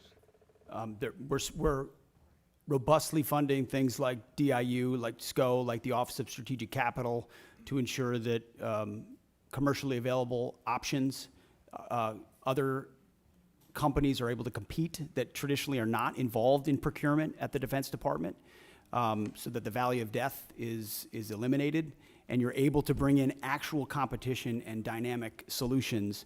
Otherwise, ammunition's a great example. It's very antiquated in many cases. We're still making rounds the way we made them after World War II. You have to project out what you want to make, send that signal to industry, and then allow innovators to enter that space so they can bring new technology and rapidly field those new technologies. Otherwise, you're stuck doing it the same way you've always done it. Sorry, I was going to add something, but I'll hold off if you're going to roll. If you can get a written response to the Yes, sir. gentleman from Texas on that. That's a concern to all of ours, is to modernize our manufacturing capability for we can get back manufacturing to the United States. Well, Mr. Cuellar, you're recognized. Thank you, Mr. Chairman. Mr. Secretary, and all three of you all, welcome and thank you for your service. I represent an area from San Antonio all the way to Laredo, the border. In San Antonio, we got Joint Base San Antonio, the largest joint base in the Department of Defense that contributes over $151 billion to the Texas economy. We support 266 mission partners. San Antonio also has the second largest cyber footprint in the nation, hosting the 16th Air Force cyber. And then, of course, the military facilities that are the best in the country also. Along with that, going down to Laredo, the largest port in the country, 9th largest in the world after 8 Chinese ports. Number 9 in the world is Laredo.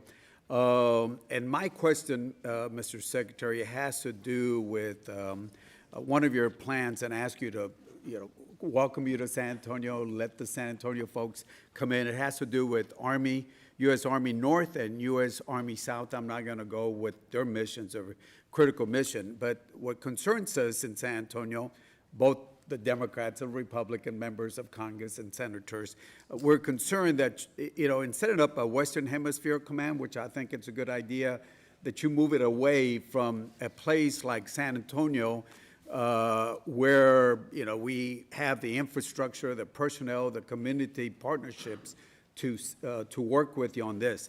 And I say this because I think your testimony has about 11,900 troops that are down there working with the homeland, which I support. And keeping in mind what's happening with the cartels in Mexico and other places, I would ask you to, when you look at this Western Hemisphere command, that you don't move it 1,500 miles away from the border, especially in a place like San Antonio. I think we got a few Texans here that can talk about the rest of the state of Texas, and some wannabe Texans also that can talk about what the facilities we have. But I would ask you to, as you consider this, to keep the command, Western Hemisphere Command in San Antonio. Well, sir, count me amongst some of the wannabe Texans. Tennessee's close enough. Hey, we got no state income tax. Keep that. It's true. I appreciate that concern. It is something that has come up multiple times in conversations with Secretary Driscoll and General George in reviewing their Army modernization plan and consolidation, with the recognition that some of those changes, when we go through a posture review and as we're looking at commands, are going to include some tough choices. Some of that includes ranks and positioning, but you still are going to have, at some level, a south and north bifurcation. The question is where that is headquartered, and we are in an ongoing review on that, of exactly where that will shake out. But I would encourage continue deliberation with Secretary Driscoll. They have been thoughtful about it and will continue to be. And I understand that there's decisions that have to be made, efficiencies and all that, but just ask you, as you look at that, if we're doing so much investment on the border, yeah, we already got the infrastructure down there in San Antonio and all the support from the other military bases across the state of Texas and the partnership, I would ask you and the Secretary to, to please, before you make a decision, go drink the water, go, feel what we have in San Antonio and the surrounding areas in Texas, to consider that instead of just making a decision by the paper on that. And certainly ask you to consider also the second largest footprint that we have at cyber there in San Antonio, and working with a top cyber university, UTSA there. And of course, the military facilities that we have, which are in the best. And certainly during the Afghanistan and Iraq war, that area was looked. So I just ask that before any decisions were made, consider making a trip to San Antonio and have your folks understand. I know some of y'all have been in Texas before, and would ask you to look at that. So with that, Mr. Secretary, and all of y'all, thank you for your service. Well, noted, sir, and thank you for your contributions to securing the border, which has been a huge priority for President Trump. We're going to get 100% operational control, and it's because of support from folks like you. Thank you. Thank you for your service. Thank you. Thank you, gentlemen. Chairman Womack. Thank you, Mr. Chairman, and my thanks to the to our witnesses here today. Secretary Hegseth, General Kane, thank you from the bottom of my heart and on behalf of this committee for your service to our nation. Obviously, we face a number of challenges and pacing threats across the globe in all domains, and we have to ensure that the joint force is ready to fight and win our nation's wars. So let me begin with General Kane. What risks do the recent force structure changes or proposals in the Army and Marine Corps present to the joint force, given your global force integration responsibility? Can you speak to that for a minute? Yes, sir. And I'll be mindful of the environment that we're in and speak broadly, and thank you for the question. You know, we are having to make some difficult choices to pivot some of the combat capability that we have now to the combat capability that we need in the future. Both services, alongside the Department of the Navy and the Department of the Army, are making those changes in order to provide us with the combat capability and capacity that we need at scale to create the dilemmas that we have to deliver for the joint force and our adversaries. So at this point, you know, we're doing the right pivots, Congressman, to make sure that we have the right depth that we need. Secretary Hegseth, both of you understand the unique value proposition that the National Guard provides the joint force, having served. And gosh, for a long time, it was just me and Hal Rogers up here as the Guard guys. So it's good to have some company. As we're looking to be efficient with federal dollars, I always kind of believe that the Guard and the reserve component structure in general brought what I called value to the force. That I realize it's probably not at the same level of proficiency that the active duty counterparts might have, but they bring value to the force. And when we need to surge responsibly and quickly, then the Guard and Reserve are certainly at the ready to do that. My question is pretty simple. Can you both commit to ensuring that the National Guard component is resourced and equipped properly to meet not only today's operational demands, but those in the future? And I ask this question having had experience back in the day when the National Guard was more or less a reserve force, and it was only after 9/11 that we began to use the National Guard in a truly operational form. And I thought it did a lot of great things for the Guard. I thought it brought value to the force, and I worry sometimes that we may, you know, pivot back to the time when the National Guard is relegated to more of a reserve structure rather than able to surge with our forces in a moment's need and be able to deliver combat capability and combat service support capability when needed. Can you speak to that, Secretary? Sir, I think it's an excellent point. It does, the National Guard and Reserves bring great value, not to mention the civilian skills, the additive civilian skills that they bring. Completely recognize the shift that happened after 9/11. I was a part of that, as were many people in the Guard of our generation.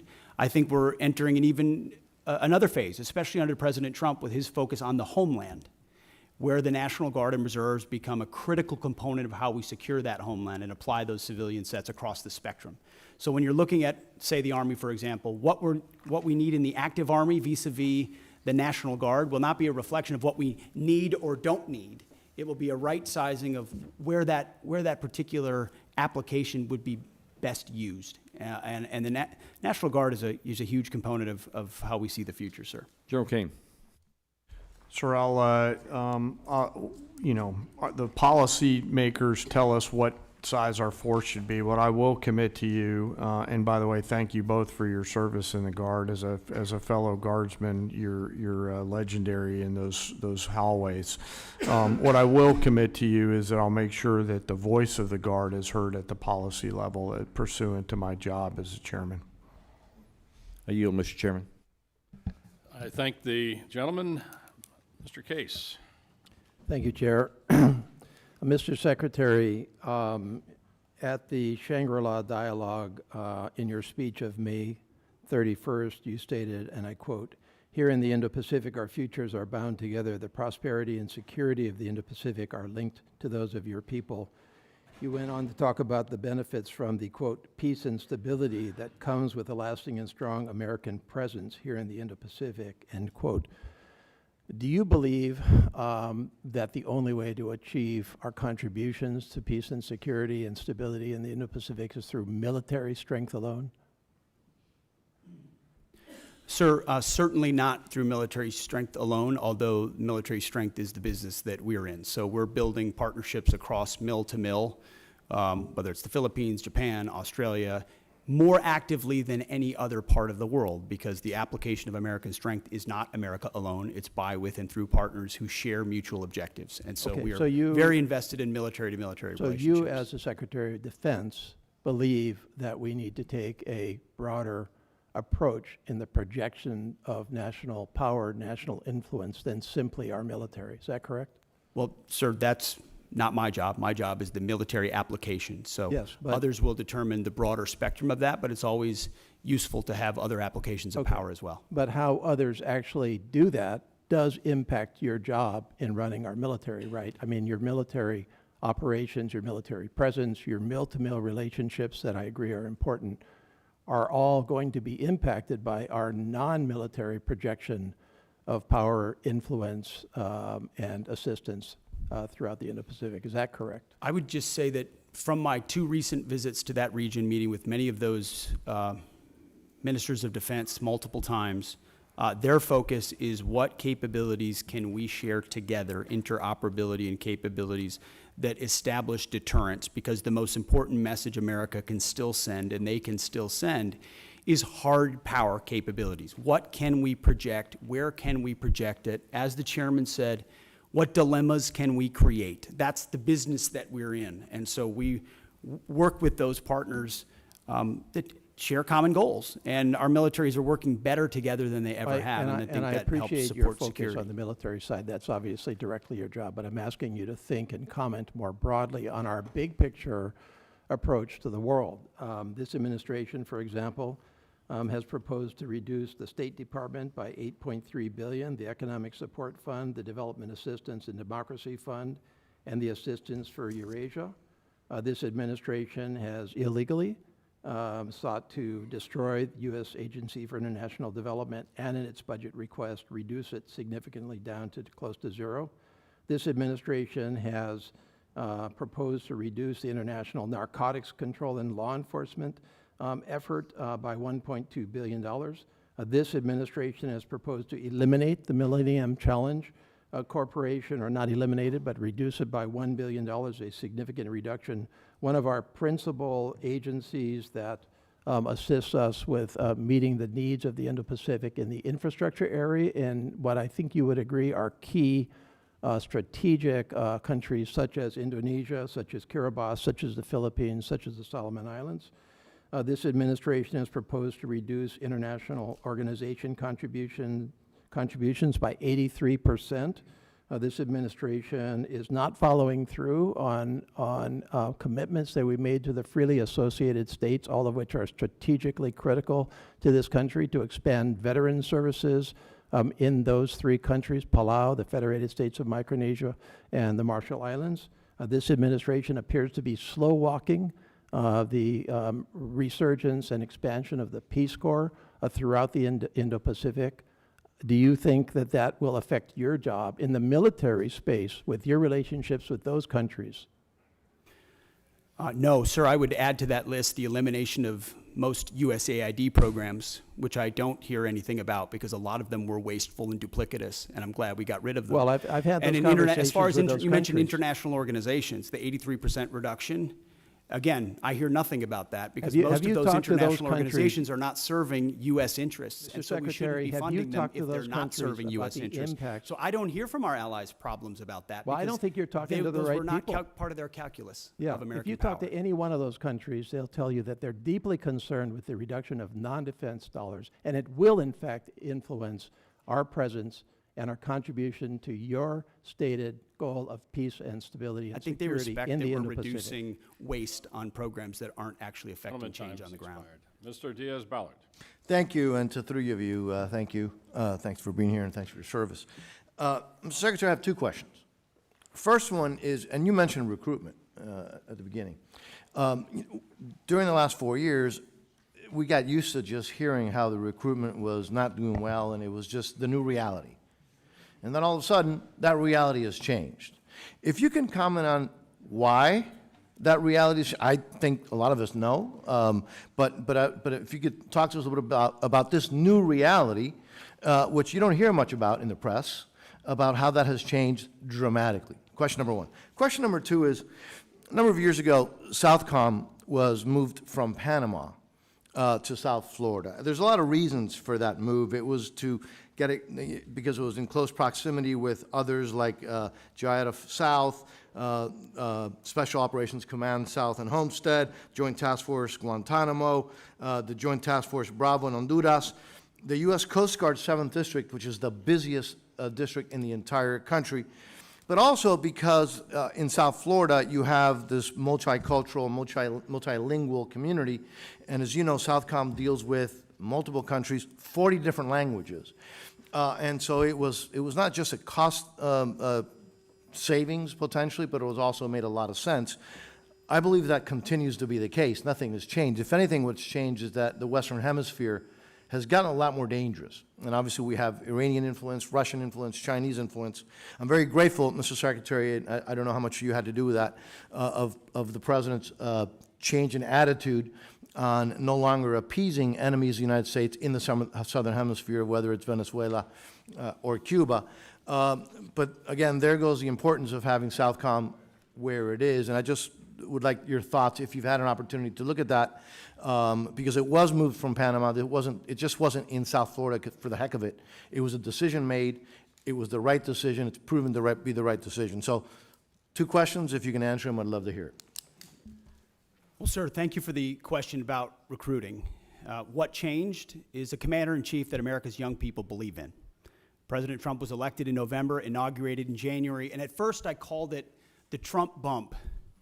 But then it became clear that's not enough. This is a tsunami of support amongst young Americans who want to serve under a president who they know has their back, who will fund them properly, who will not use them unnecessarily, and will make sure they are part of deterrence for the country with a focus, first and foremost, on the homeland, then deterring strengths and making sure our allies step up and carry more of the burden. So you've got a historic surge in the Army, the Marine Corps, Navy, Air Force, you name it. Americans are responding because the president says a new spirit, and he's right, and you can feel it in the ranks. You go out to formations, you talk to men and women on the border, they believe in what they're doing in securing that southern border. You talk to them across the world, they're enthused about this new administration and its leadership. So it's President Trump, sir. And then as far as Southcom, it is President Trump's focus on our hemisphere has in many ways reinvigorated the mission of Southcom and the recognition of securing American interests, but also pushing back Chinese malign influence. Panama is a great example of that, but across Central and South America. So Southcom is right where it is. We're grateful for the great work that they do. I've had an opportunity to spend a lot of time with them and their commander, and we work by, with, and through a lot of allies. Mr. Secretary, I'm a little confused. Are you telling me that the folks that are now voting with their commitment to the country are not upset that they're not able to use different pronouns? Is that not a priority for the folks that are now signing up for our military? Well, sir, if they wanted to get a woke indoctrination, they could just go to college.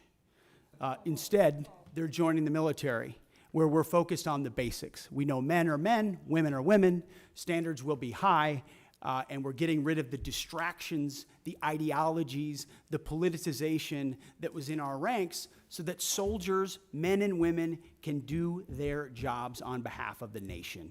I think that's all that American people, all the people who want to serve want, is that clarity and that support, and President Trump is giving it. Well, Mr. Secretary, I would also add that I think having you there has made it very clear what the attitude is. And I will tell you, to me, it's really, really refreshing, and I thank you all. I appreciate it. yield back. Thank you, sir. Yields back. Ms. Lee. Thank you, Mr. Chairman. Thank you for being here. Mr. Chairman, I ask unanimous consent to submit to the record an article from the New York Times entitled, "China's Chokehold on This Obscure Mineral Threatens the West Military." Without objection. Mr. Secretary, this article that I just referenced outlines how the Department of Defense paid an Australian firm 10 times more than it paid MP Materials, an American firm, to onshore the full ecosystem of rare earth production. MP, the largest U.S. rare earth producer, has invested $1 billion of its own capital since 2020 and employs more than 800 Americans. Yet it was undercut by an Australian firm that never even broke ground in the U.S. MP Materials is ready to install their samarium processing equipment and help the U.S. combat China's export controls.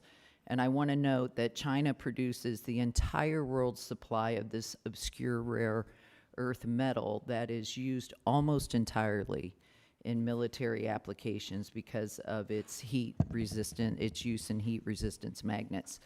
So my question is, in accordance with the administration's America First agenda, do you agree that subsidies should first support U.S. companies already investing, hiring, and paying taxes in the United States?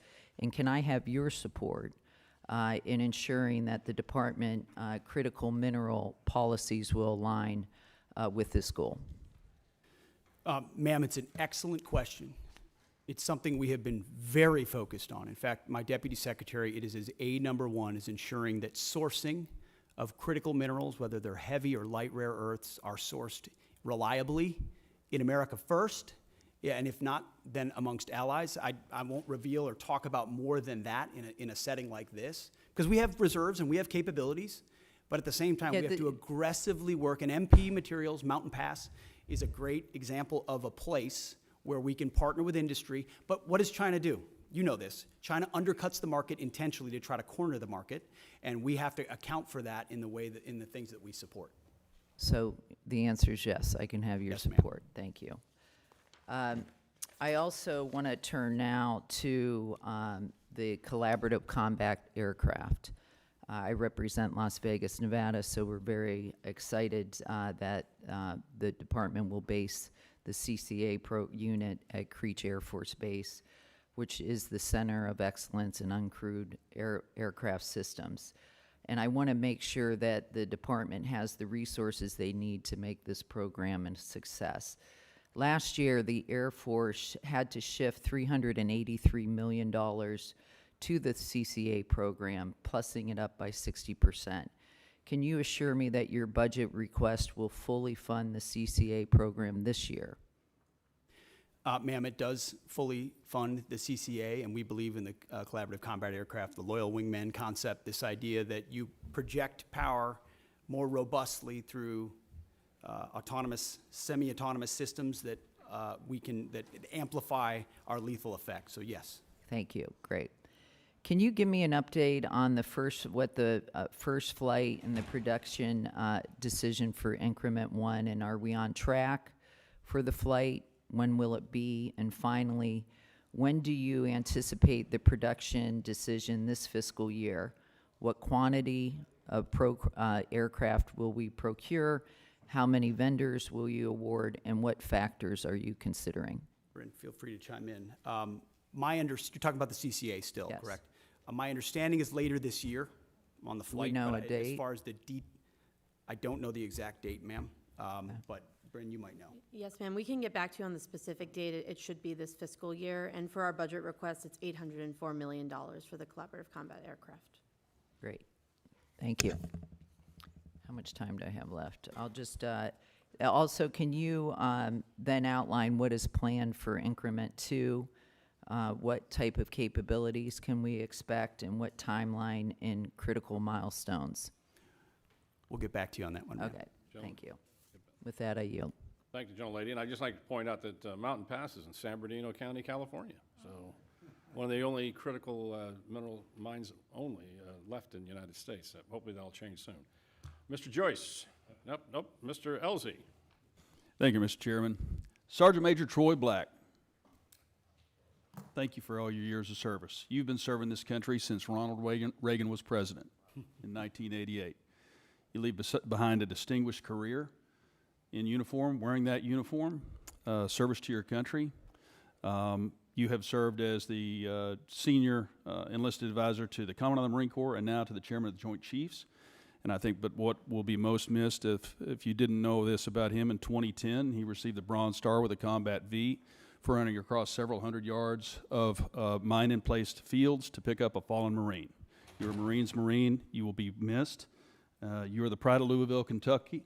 And I'd like to say, on behalf of this committee and our nation, we're grateful, and fair winds and following seas.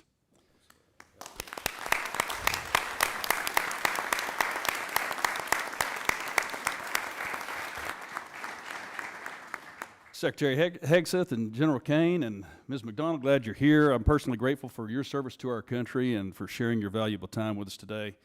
Bring a non-traditional perspective to your tenure as chairman, having been a guardsman and an entrepreneur. Thank you for saying yes once again when called to serve, and also distinguished Flying Cross and 2 Bronze Stars. You didn't get that by sitting behind a desk. You were a fighter pilot's fighter pilot. You helped the plan to bring down Scuds in 2003. So thank you for your service. And Mr. Secretary, I want to salute you for your leadership and action-oriented approach at the Pentagon. You've created a sense of urgency that General Kane refers to in his testimony, and back to the issue of what we're not talking about today, and it's recruitment. Because in this family business, all volunteer force of ours, parents and their children who want to serve our country are now no longer afraid to sign up for fear of them being misused or not having their merit being rewarded appropriately. So thank you. You've also highlighted our service academies in that effort. Mr. Womack and I both serve on the boards of visitors at West Point and the Naval Academy, so thank you. I also appreciate your guidance on using commercial solutions in acquisition and on reducing the inflation that we have seen in the numbers of flag and general officers. And I think we can make the Pentagon a triangle pretty quick. There are more Navy admirals in the various systems commands than there are in the fleet. That's too many flags in D.C. and not enough at the waterfront or on the flight line. But speaking of acquisition, I want to turn to the plans of a 6th-generation fighter. General Kane, in his prepared statement, states that the F-47 will continue to ensure U.S. air dominance for decades. I'm a fervent supporter of not only F-47, but whatever the FAXX is going to turn out to be. And I want to make that clear to everyone listening. Our Navy, our Joint Force, and our future combatant commanders need the Navy's 6th-generation fighter, the FAXX. Relying only on the Air Force's 6th-generation fighter does not solve our air superiority challenge, because whether they're coming from Guam or Diego Garcia, the DIMPs are already set and the missiles are already guided. It's a non-moving target. An aircraft carrier moves its DIMP every 30 seconds. So we can't do either of those with only the Air Force's plan by. So we either want to win or we don't, and I know we want to win. We have to do it with the FAXX. And a 3-year delay is a de facto cancellation and a win for China, and they are watching. And don't take my word for it. They're conducting unrestricted warfare against us right now. And if you read the 36 guidelines from the 6th century, and they talk about how do you defeat an enemy, or Sun Tzu, you defeat them at home with fentanyl, by taking out our military members before they can even join, 70,000 a year. They are being successful in how they're doing unrestricted warfare, and that's exactly what they're conducting. They're also showing us their 6th-generation aircraft right now, and there's at least 3 that we know they're working on. We can't give the field to them and say 5th generation is okay for the Navy, but it's not for the Air Force. We must have both. So several well-informed, well-respected leaders shared with us the importance of having both the Air Force and the Navy 6th-generation fighters, Admiral Paparo, General Alvin, and Admiral Kilby, acting CNO. I'm not going to put you all on the spot, but I just want to make it clear. If you'd like to address it, you may. I'm just putting it that it's that important to me. So what troubles me about the Pentagon needing to be a triangle now is that one of my favorite movies is Office Space. Remember Milton? Milton down there with the swing line. We're not really sure what he did, but he sure made a lot of trouble for everybody. I think we have a lot of Miltons in the systems commands and down there in the Pentagon, maybe at Cape, who are telling you that we can't do something when we absolutely can. They need to go. So let's get rid of the Milton. Let's invest in this generational investment. I'd like to thank Chairman Calvert, Chairman Calvert, for his investment in the FAXX and the bill. and present to this subcommittee later today. So thank y'all. Appreciate it. Okay, go Navy. Mr. Morelli, you're recognized. Thank you, General, Chairman. I'm grateful for your service and grateful, Mr. Chairman, for the hearing today. I don't want to pile on, Mr. Secretary, and I'm brand new to this subcommittee, but I will say that in the same way we wouldn't go into battle without knowing the number of troops, our weaponry, the number of armaments, equipment, supplies, it's really almost impossible for this committee to do its job without details from the President, from the Department on a budget request. So I wonder whether or not we could get a commitment from all of you to come back before the committee when the full, the President's budget request has been delivered so you can answer questions in detail about it. Certainly, we'll make sure you get those details, Congressman. Well, getting the details is important, but also being able to answer questions about those details and what they mean, I think would be helpful. So obviously, you know, this is the chairman's decision, but I would ask you to consider coming back before the committee when the President's budget request is submitted to us so we could get your sense of the various items in it. I want to go back to a topic I think Ms. Kaptur raised, which is Ukraine, and I really appreciate your comment that when you referred to partners on our side like Ukraine, so I'm glad we still consider them partners on our side. Last week, the Ukraine Defense Contact Group met in Brussels. I know we did not attend, you did not attend, and I don't believe you appeared even remotely, but that was a meeting which allies coordinated billions in aid to help Ukraine. We're talking about funding right now without a budget, without a plan to sustain U.S. support in what I consider the most serious conflict in Europe in a generation. So can you at least give us a sense, Mr. Secretary, of the presidential drawdown aid authorized through January 20th? Do you know how much has actually been delivered? Just the presidential authority that was given through January 20th when the new administration took over.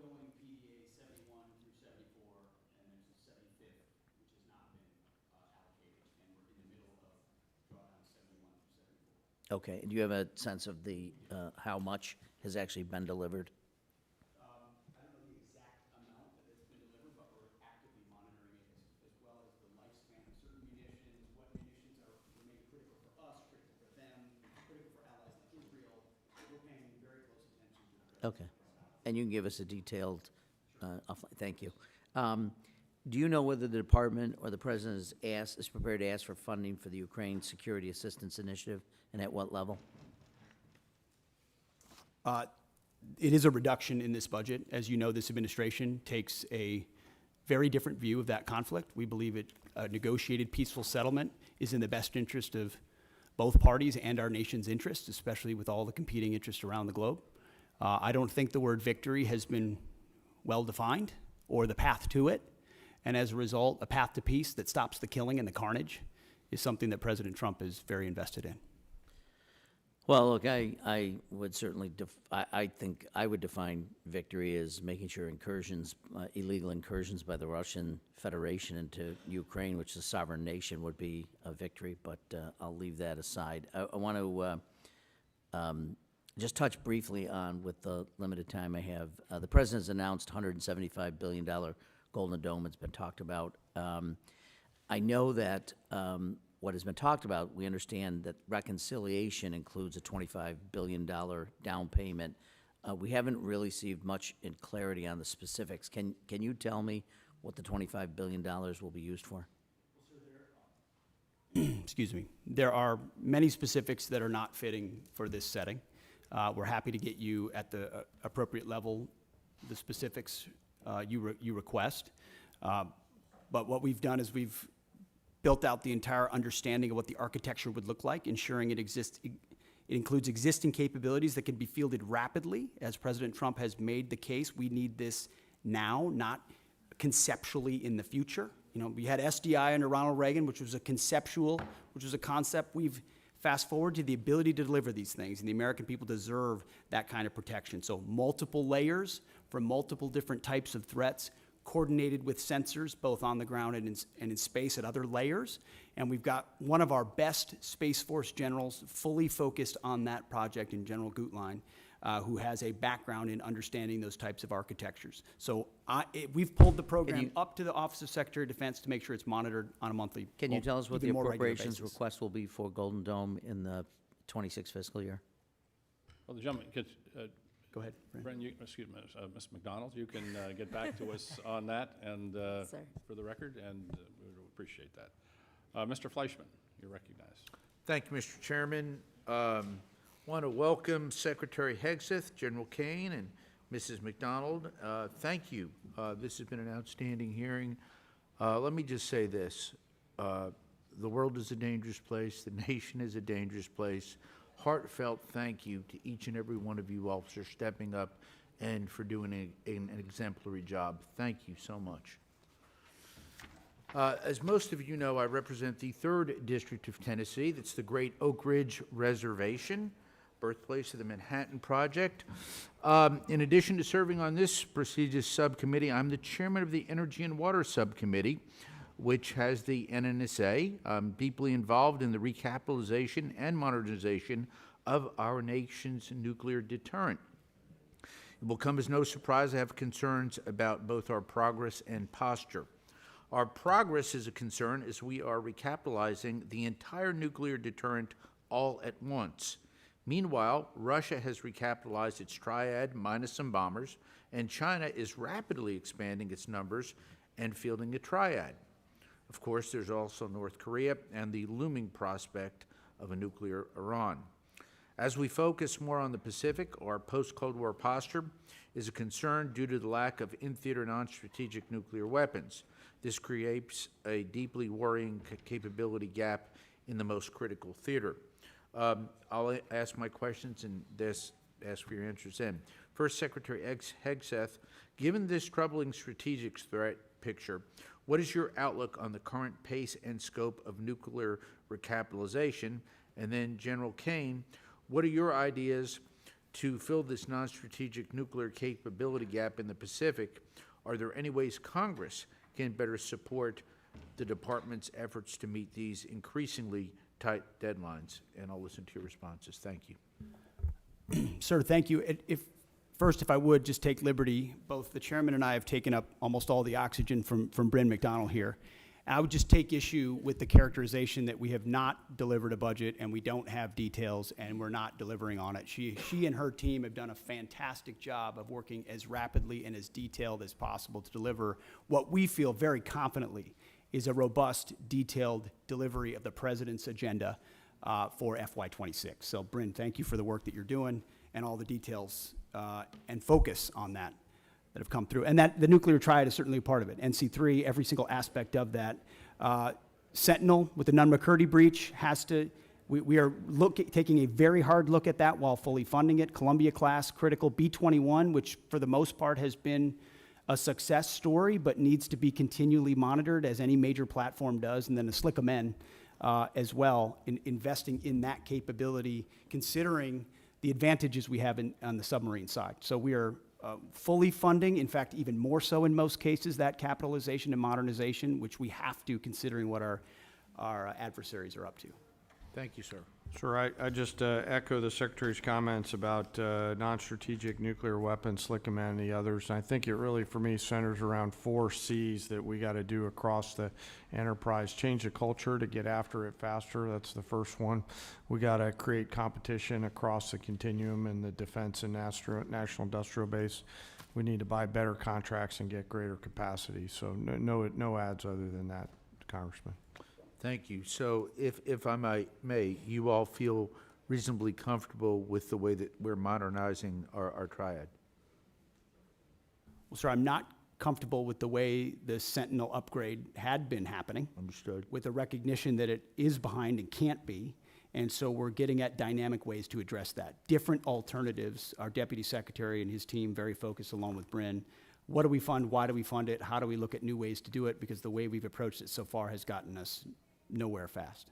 Thank you. By the way, I welcome you all to visit Oak Ridge at any time. Thank you, and I'll yield back. Thank the gentleman. Mr. Aguilar. Thank you, Chairman General Calvert. That's right. Thanks to the witnesses for being here. That's okay, Private, go ahead. The clock's still moving, Mr. Secretary, I want to express my severe concern with the deployment of the National Guard in Los Angeles without consultation of the state of California. There have been photographs that have shown these troops sleeping on the floor and have not been provided fuel, food, or water by DoD. How long will this deployment last, and why were we unprepared to provide them basic necessities such as food and water? The commanders and troops on the field are very well prepared, sir. They responded incredibly rapidly to a deteriorating situation with equipment and capabilities. We have made sure from the top down, as a Secretary of Defense who's been in a unit holding riot shields outside the White House during the chaos of the summer of 2020. I know what it's like to be immediately deployed into a situation like that. There are moments where you make do as best you can temporarily, but we are ensuring they're housed, fed, water capabilities in real time from my office, because I care that much about the California Guard and the Marines and the men and women who are supporting our ICE agents on the ground. You should check It's with your true office. every day, and that's a disingenuous attack that last? misrepresents how much we care about our troops How and long what will they're the doing to deployment defend ICE agents. I'm not going to take the fact that we don't care about the troops. Nobody cares more about the troops at the top than this secretary and the Mr. chairman Secretary, and our how long will department. the deployment last? We stated very publicly that it's 60 days, because we want to ensure that those rioters, looters, and thugs on the other side assaulting our police officers What is the know that we're not estimated going cost? anywhere. What We're is the here to estimated- maintain the peace on behalf of law enforcement Secretary, officers in Los Angeles, appreciate which you Gavin answering the Newsom question. won't do. What is the estimated cost of the deployment for the Guard and the Marines to LA, and where's this funding coming from? Will it be coming from quality of life programs that affect our service members or our families? If you want to wait till I finish. Before my I hand it to- question, such as updates, housing and barracks? Before I hand it to Bryn, the insinuation that we're pulling money from housing and barracks in order to fund this is disingenuous and incorrect. I'm just asking. Bryn can give you the numbers, absolutely. So the current estimated cost is $134 million, which is largely just TDY costs, travel, housing, food, et cetera. Where's it coming from? That's the cost, but where's it coming from? Out of their O&M accounts. With the most recent deployment of the Marines, Mr. Secretary, what's the justification for using the military for civilian law enforcement purposes in LA? Why are you sending war fighters to cities to interact with civilians? Every American citizen deserves to live in a community that's safe, and ICE agents need to be able to do their job. They're being attacked for doing their job, which is deporting illegal criminals. That should happen in any city, Minneapolis or Los Angeles. And if they're attacked, that's lawless, and President Trump believes in law and order. So he has every authority, and he has done mobilizing National Guard or active duty troops under U.S. code to protect federal agents in their job, which is exactly what we're doing, and we're proud to do it. We're proud to do it. 10 U.S.C. of the U.S. Code 12406 as a legal basis that the President used cites 3 examples and circumstances for the Guard: invasion by a foreign nation, rebellion or dangerous rebellion against the authority of the government of the United States, or the President is unable with regular forces to execute the laws of the United States. Which authority is triggered here to justify the use? I don't know. You just read it yourself, and people can listen themselves, but it sounds like all 3 to me. If you've got millions of illegals and you don't know where they're coming from, they're waving flags from foreign countries and assaulting police officers and law enforcement officers, that's a problem. The laws of the United States? No, the governor of California is unable to execute the laws of the United States. The President, you said all The 3 governor apply. of the California has failed to protect his people, along with the mayor of Los Angeles, and so President Trump has said he will protect our agents, and our Guard and Marines are proud to do it. The law also says, Mr. Secretary, that the orders for these purposes shall be issued through governors of the states. You and I both know that President Trump has all the authorities necessary, and thankfully he's willing to do it on behalf of the citizens of Los Angeles, on behalf of our ICE agents, and behalf of our country. We've also pulled $1 billion for the border as well, so this just goes into the same fund, 134. What did Congressman, you what's the indicate, 134 million? I was asking Ms. McDonald. Okay. 134 million goes on top of the billion that's been pulled for the So border. the funding that was pulled for this year was largely in FSRM, and in this budget, we're actually looking to plus that funding back up to backfill that for our troops and for their families. Thank you. Thank you, Mr. Chairman. Thank the gentleman. Mr. Valadeo. Thank you, Chairman. Thank you, Secretary. Thank you, General. Thank you, Ms. McDonald, for being here. I know a lot of things have been asked already, and since I'm the bottom of the totem pole on seniority here, all my questions get asked first, so I'll hit one that's a little closer to home for me. Secretary Hegseth, thank you for addressing the challenges military families have faced under the Global Households Good contract. I've heard directly from my constituents about these issues, so I appreciate your I've heard directly from my constituents, so I appreciate your directive to review the contract and raise rates during peak PCS season. Can you commit to continuing to work with us to monitor the impact and make further improvements as needed?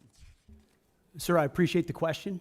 We heard as well the worsening PCS change of station process that military members are facing, that the new attempt to reform it had failed, and we got that word quickly. And when we did that, we didn't try to excuse it away or cover it up. We immediately confronted the process. We fired the person in charge, and we said, we're going to, in this peak season, plus up the amount we reimburse so that families are reimbursed properly. And we use both systems, the legacy system and the new system, to ensure their needs are actually met. At the end of that process, we will then do a thorough reform of how it actually happens. It hasn't worked for far too long. Everybody knows it. It's about time we take a look at the process. I mean, think about the things we can deliver in real time to people in far-flung places across the country and across the world. And you can't reliably move an E4 from California to New York and ensure that the goods get there within a week. That's a failure of the United States military, and we're going to fix it. I appreciate that. Next question, Secretary Hegseth. With rising tensions involving Russia and China, what steps is the department taking to ensure our defense industrial base can meet surge of demands across multiple theaters? Are we seeing adequate investments in munition stockpiles, logistics, and supply chain resilience, in particular when it comes to critical inputs like rare earths and other essential minerals? I would just echo exactly what you said. It's because of the urgency of the moment, the reality of the threats we face, the threats that are joining forces in a sort of an anti-American, anti-Western bloc, are developing capabilities that they're fielding and trying in other theaters to refine them. The munitions that we have, where we use them, how we procure them, and what we use them for, the supply chain that goes into the materials on those munitions. Unfortunately, we inherited a department that didn't pay enough attention to that seemed to think sourcing from adversaries was going to be okay in a time of contingency or crisis. We are changing that. Or content to make the same munitions we've had in the past because, well, they were made in somebody's district or they were made in somebody's state, and that's the way we always do it. We're not doing that anymore. We're making the tough calls based on the threats we face, matching it to the capabilities, and I'm happy to sit in front of every and any committee and explain why we're doing it, because it's about time. It's about time we challenge that, and that doesn't mean we don't want input. We do want input. We know why people are invested in certain programs and certain systems, but it's our job to make the tough calls, and President Trump has asked us to do that. I'm willing to make the tough calls, whether it's on personnel, systems, platforms, modernization, and partner with folks like General Kane and the Joint Staff who've been with us in every step of the way. I appreciate that.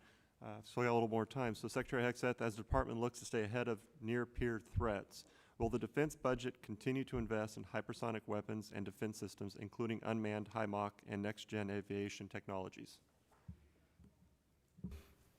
The answer is yes. In a way, unfortunately, the previous administration did not. So if you're looking at long-range fires, autonomous systems, hypersonics are part of warfare of the long-range drones, a part of the warfare of the future. That means we're investing in them to be better than our adversaries. Not accept the fact that we have matching capabilities, but what more can we do to enhance those so we're ahead of the curve? Because when President Trump says we have the best platforms, the best systems, the best fighters, the best ships, the best vehicles, he means it, and we mean business on it, and we're going to deliver it. All right, thank you. And I've got 30 seconds. So General Kane, if Congress had $1 extra to invest today most effectively to strengthen our deterrence posture against China, Russia, and threats in the Middle East, where should it go? 20 seconds. Wow, I'm gonna take 19 of those, Congressman. Probably in munitions. I don't know how much we'd buy for $1, but I'd want to make sure that the joint force is properly armed at scale at the tactical edge, and the youngsters that volunteer to serve have what they need. I appreciate that. Thank you, Chairman. I yield back. Thank the gentleman. Mr. Joyce. There we go. Thank you, Chairman. Secretary, everybody, I appreciate, we had to go out to other, you wouldn't believe this, but there are other hearings taking place. So I went over to bug Secretary Turner and now came back, so it's your turn. Secretary Hegseth, your April 30th memo on Army transportation and acquisition reform directs the Army to expand prepositioned stocks of equipment to the Indo-Pacific. I expect we would need to enhance our industrial base capacity to support this effort. Can you discuss the importance of increasing prepositioned stocks in the Indo-Pacific and how this affects the Army's resources for FY26? It's a great question because it marries up two things that need to be linked and synced and often aren't, right? The capabilities that we have in the priority theater and where we preposition those capabilities. So my job exists on multiple axes of that. One is working with allies and partners to make sure we have places to preposition them, many of which we can't talk about here today, but in the event of a contingency, we can't be relying on a supply chain that reaches all the way back to the States or even to Hawaii or even to Guam. You need to recognize the prepositioning of stocks. But then you have to have those stocks, and they have to be the relevant ones for the systems that you're deploying, and you need a defense industrial base to deliver on that, which is why we've made historic investments in munitions, focusing on priority munitions that would be applied in our priority theater, with a recognition that every munition we spend somewhere else, and I say that as someone who, very proudly, we conducted a very successful freedom of navigation campaign against the Houthis to ensure that our ships don't, and by the way, 2 of our ships transited the BAM successfully, and the ceasefire held very recently. So doesn't mean you don't expend munitions, you judiciously expend them with an understanding that you have to safeguard others for future fights and prepositioning, and then invest in your industrial base. And I think that's why you see a budget with a 13% increase. 13% increase in a defense budget is significant and allows us to both invest in the president's priorities and fast-track munitions that we're going to need. For a guy chairing a committee that has to cut his by 57%, I can tell you getting a plus 13 is a lucky day. Chairman Kane, our forces face growing challenges sustaining operations across contested environments, particularly in the Indo-Pacific. China is investing in capabilities designed to disrupt supply lines, access to forward operating bases, and target critical logistic nodes. What steps are you taking to strengthen contested logistics capabilities, and what investments can Congress make to ensure that you have operational resilience? Well, Congressman, thanks for the question. You know, history tells us that the professionals talk about logistics, and that's what was the big differentiator between us and our adversaries in World War II, was really the logistics power. You know, our teammates within the Joint Force are looking carefully at this right now, and as we look at the adversaries' threat arrays that they have and our ability to defeat them and move the combat capacity that we need to through those difficult places is a key part of that.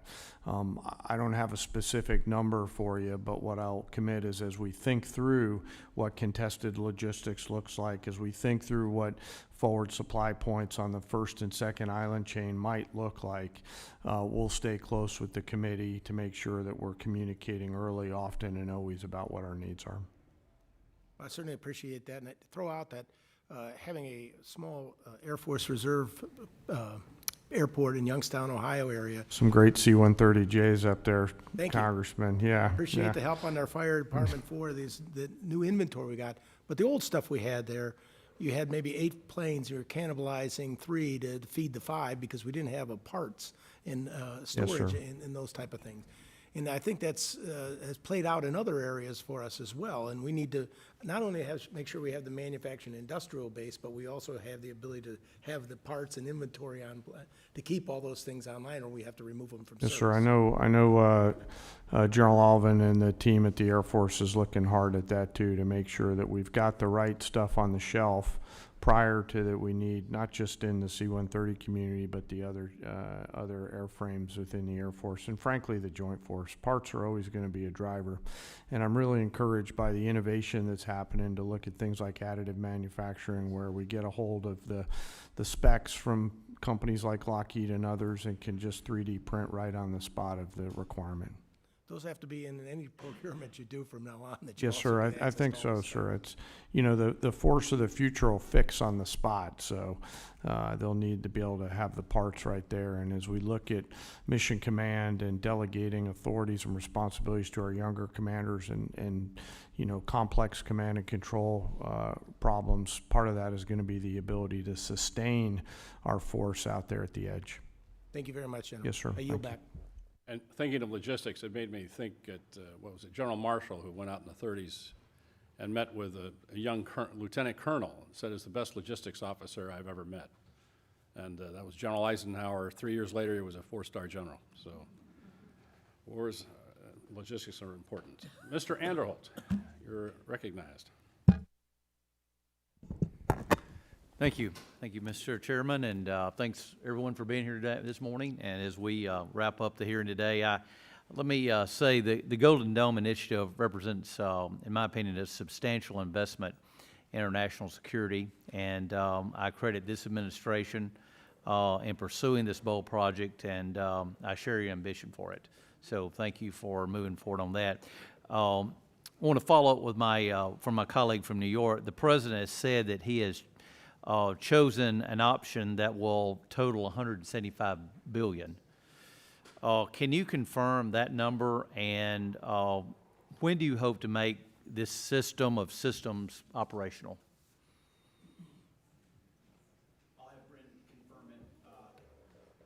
I'll have Bryn confirm it, but our belief is that 175 is the totality, that this is the initial investment, but that a lot of the investment will eventually be in systems, some of which are already in production. We'll need to ramp up the production of them because the President has charged us with having this mission capable by the end of his term.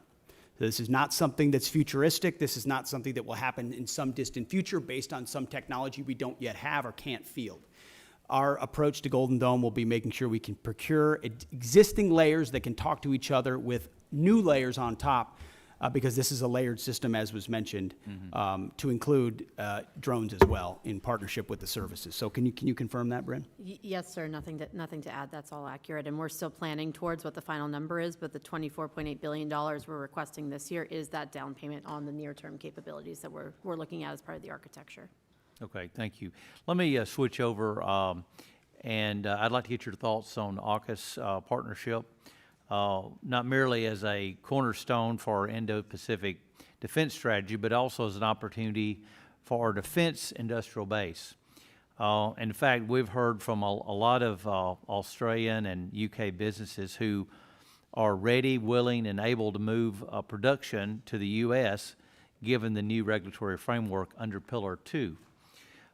Britain and Australia set the standard for defense cooperation, bringing real capability and firepower to the fight. Can you preview how this administration intends to fund Pillar 2 efforts to develop and field joint capabilities between all three partners? It's a great question, sir. I've spent a great deal of time with both Minister of Defense Marles from Australia, as well as Secretary of Defense Healy from the UK, to really get our arms around what would be mutually beneficial in this trilateral arrangement. So there's the recognition with Australia in Pillar 1 that they're investing in our defense industrial base. We want to provide them capabilities. We want to make sure those capabilities are part of how they use them with submarines, but also how they integrate with us as allies. In Pillar 2, we don't want to rely just on the architecture of the previous administration. We're looking at sort of the opportunity for a signature program or programs we can work on together that benefit all three, that create processes or procurement opportunities of systems we need for future fights. And we've had, in fact, as recently as last week, I spoke with Secretary Healy about that, and we're looking for those 1 or 2 signature programs. We've got a menu of options. We're at the point where we'll get to right-sizing it and determining it. And you feel at this point that things are on track And you're, That's what we're monitoring, especially in Pillar 1, sir, to make sure that expectations are properly set so that we're not missing deadlines or expectations are shifted in the wrong direction. So we're having honest conversations with our allies like we should, with a recognition that by investing in each other in that defense industrial base, we can have a multiplying effect. thank you. I yield back. Thank you, gentlemen. Ms. McCollum, any closing statement? Yes, thank you, Mr. Chair. So to Mr. Aguilar's question, and Ms. McDonald, you were helping to fill in the blanks. The money's coming from FSRM, and that's about a 25% cut to that budget to fill on what's happening on the border and now what's happening in Los Angeles. If you could get us the details of what's not going to happen in that account because of that, that would be fabulous. We might want to look and see if we prioritize things in next year's budget to make sure that they're covered. Mr. Secretary, the top line on the budget before us is $830 billion. It is not $901 billion. It's just not. That's the number we have to work with. You can talk about an increase. You've got a lot of things baked in. Hopefully that goes in reconciliation, $6 billion for revitalizing shipyards, 3.5 for F-47s, 25 for Golden Dome, but that's all in reconciliation. And we can't include that in any of our planning. And that's why we are so concerned about getting the money outbreaks in front of this committee. And I'll give you an example. The Navy, their J-books, where they break everything down, I know you're really familiar with them. We had 30 of them in front of us when we were getting ready to do our appropriation last time. We have 0 in front of us this time.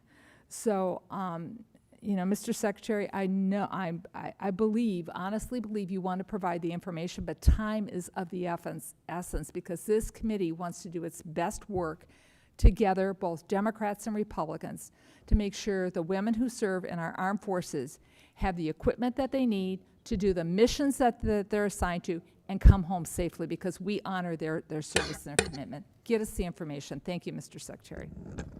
I thank the gentlelady, and I just make, that's where we're going to agree that we need some more detailed information. We're going to go ahead and we're going to go upstairs here and do the subcommittee mark, but then we're later this week we're going to do the full committee mark on this bill. The Senate is pushing off doing their appropriation bills in general until after reconciliation passes because they want to incorporate that. But we don't have the luxury of time. We'll just have to work out the differences we have in conference. But it's hard for us to do our job without the J-books, without the detailed information, and I know you know that. And so you might talk to your friends at OMB, and if OMB has any friends, I don't know if they do, but and see if they can get this going for us because it'll be very helpful. With that, Mr. Secretary, thank you. Chairman, thank you. And Ms. McDonald, thank you. We appreciate all of you being here today. We are adjourned. Thank you, General.